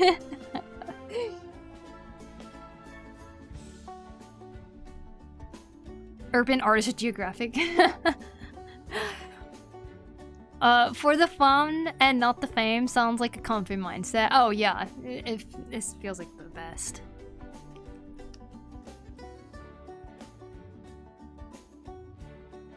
Okay, there's our penguin. Thanks for the follow, Naka.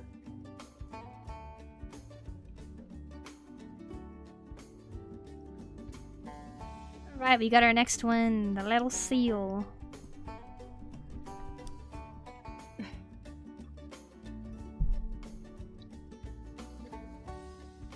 Seal, seal, seal. Seal, seal, seal, seal. Okay, here we go.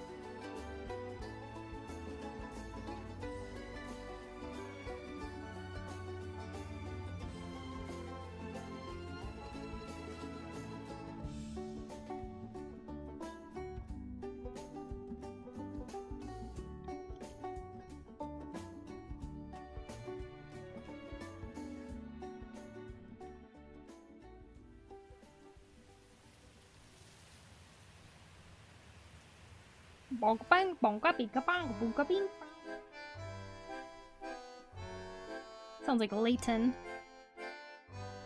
Professor Layton.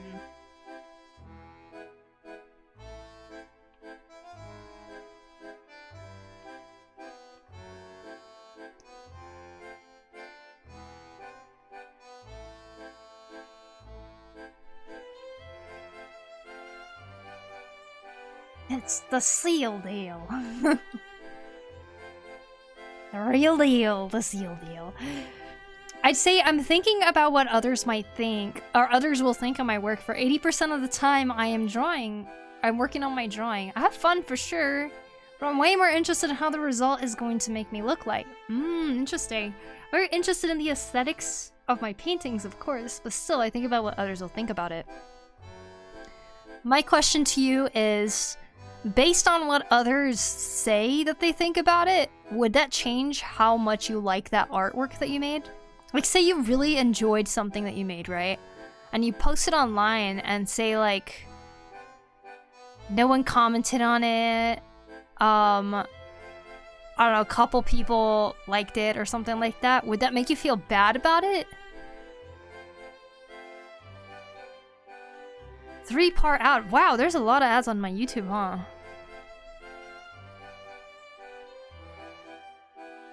Thank you for sharing about how it was like to live there. I love listening to what you clearly have a lot of fond memories of. Oh yeah, it was honestly super freaking great. And what's funny is sometimes we would go from one Navy base and road trip to another one to shop at the other Navy base store, because they carried some different things sometimes. Like, isn't that funny? No, it wouldn't change me. Oh, then I think that's alright. I love seeing, I mean, that's part of the reason I share my artwork on social media, right? I like seeing what other people think about it, especially if I made something where I'm kind of hoping that there's a reaction from it. When I make comics, I usually want a reaction from it, so... Hello, hi, Nine, how you doing? Welcome in. Like, I want reactions from it. I don't think it would change how I feel about the art. I would just enjoy to see what people would laugh at or notice in the art, or just like, I don't know, something like that. For negative feedback, I would probably reject their opinion. Oh, really? Really? I mean, yeah, I probably would too. If I want feedback, I would ask for feedback, you know?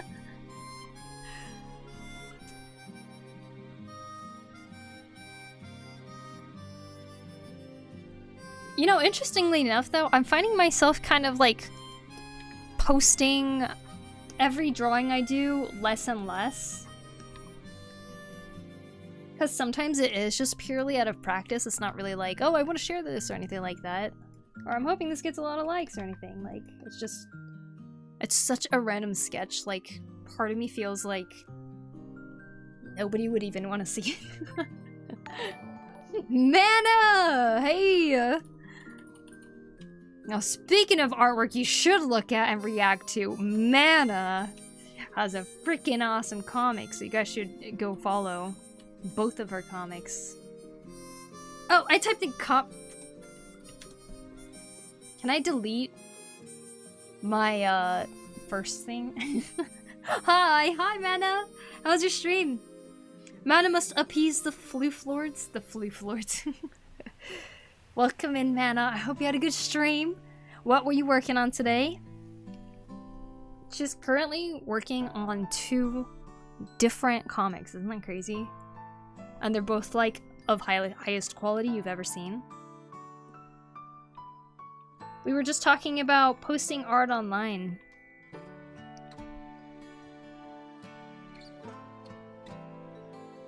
Hello, Hispanic at the disco. Welcome in. If you guys are wondering what I'm doing, I am drawing some animals. I've been making some reels where I show animals that are kind of unique looking. And the game is basically to guess whether the animal actually exists on our planet or if it doesn't. If it's a fictional one. So, This is my 5th batch that I'm doing. I had a few other ones that I did. Some are real and some are fake, you know. Things like that. But yeah.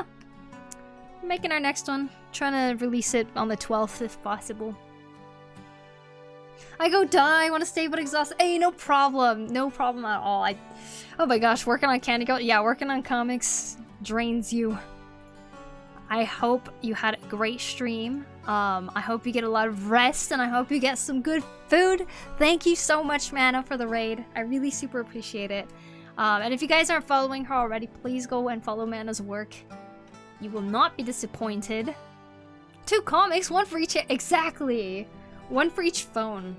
If you have 2 phones. You can scroll on both.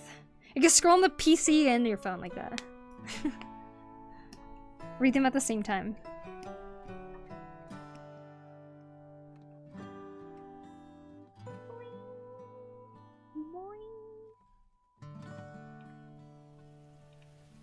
We are in the coloring stages of this current batch of animals.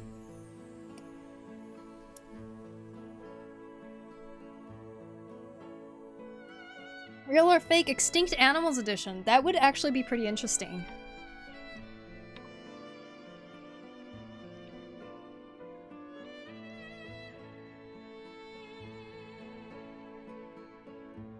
Oh man, there's a lot of extinct animals though. What if I make an animal that I think doesn't exist and it actually did, but it was extinct already?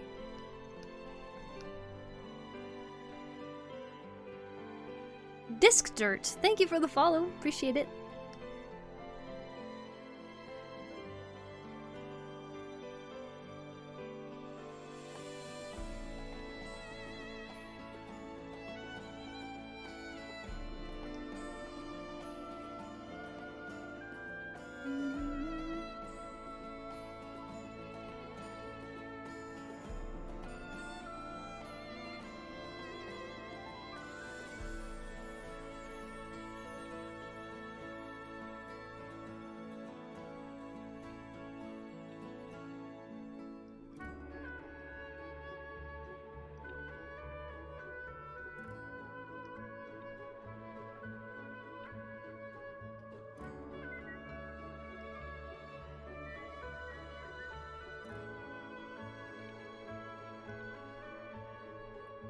I might not get to the commission I was going to work on today. This is the commission I was planning on working on, but I might have to do this in the next stream instead. But I'm glad I got a lot of work done on the animals so far. Which reminds me of chickens that are descendant of dinosaurs. Yep, yes they are.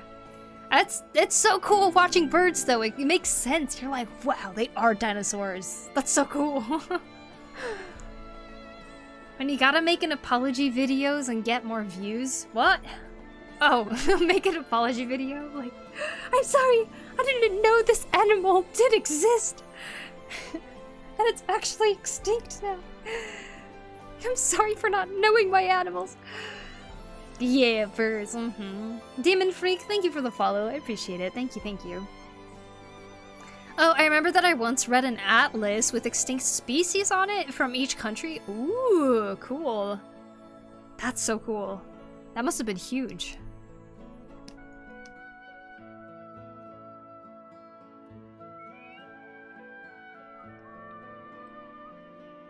Right. Right. I'm about to run back to work. Ain't no problem. Thank you so much for stopping in. You have a good one, Disc.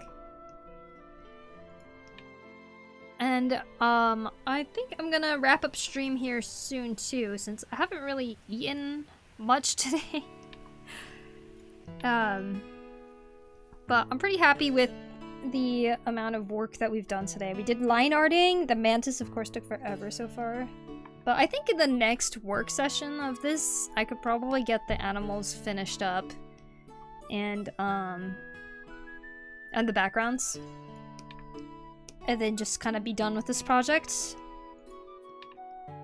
I usually don't try to make so many deadlines for myself, especially like if it's just like something I'm doing for fun.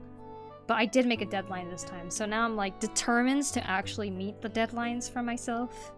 And I feel like it'll get me more in a rush to actually actually finish it, so.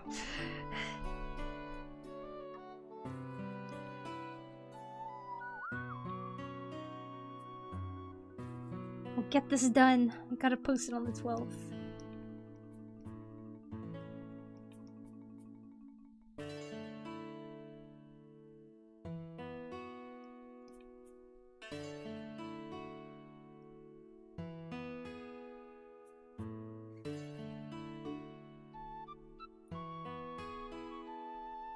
Thank you for streaming as long as you did today. I mean, it wasn't that long. 3 hours 54 right now. Good progress today. Agreed. I have one that looks like, wait, I remember, I have one, my favorite one looks like cookies and cream beetle. I think it tasted like cookies and cream too. Hi, I missed the last 2 streams because of school. The art looks delicious as well. Oh, thank you, Cairo. I hope school's been good. One step at a time, slow but steady. Exactly. And on the side, I've been working on a bigger project, which is the hand tutorial. So I'm trying to post that right before Thanksgiving. So November is my month of deadlines.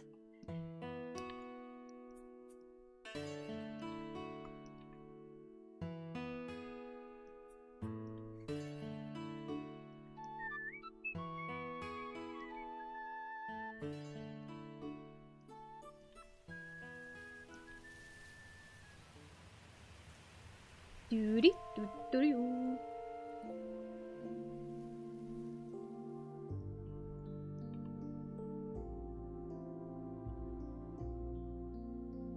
You guys have any big weekend plans at all? As it's officially the weekend now.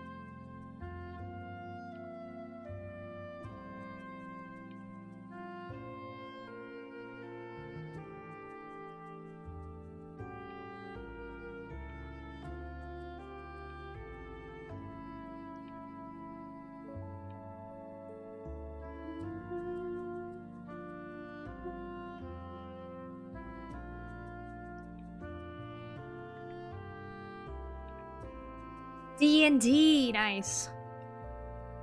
And maybe 40k, cool, cool. Someone steady wins the race, agreed. Hi, Miss. Okay, I'm caught up on chat.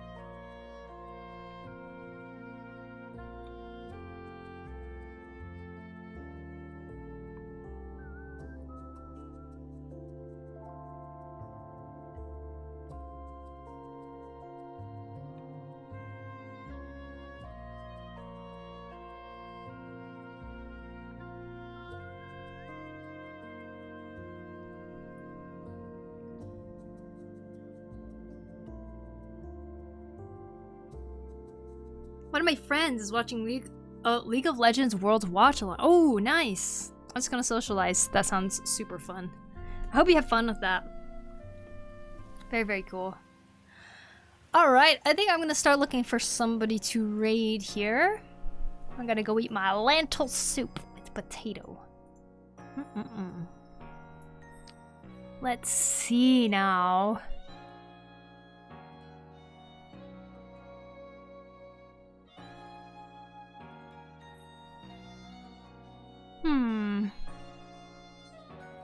You guys want to see a global test ride of Kirby Air Riders?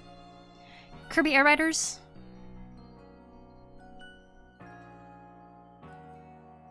Or shall we go to art?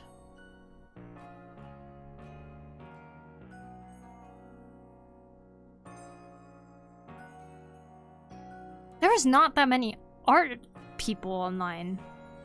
Art people I know, anyways. I feel like no one's online.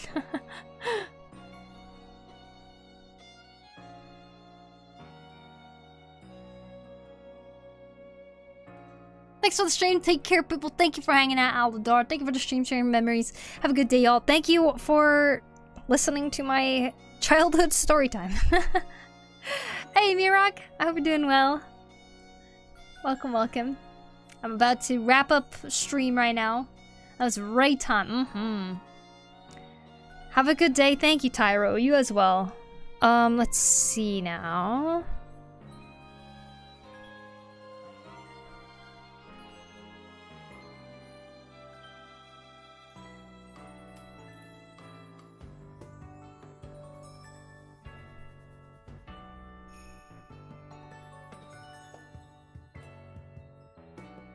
It was very fun.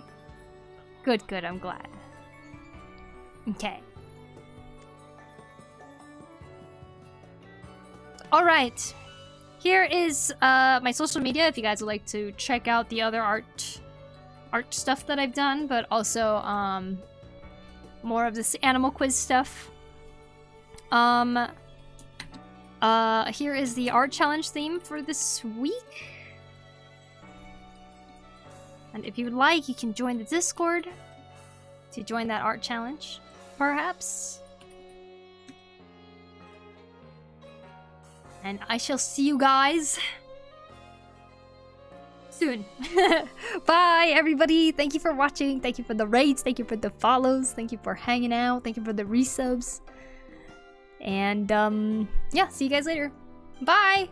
Ayasumi.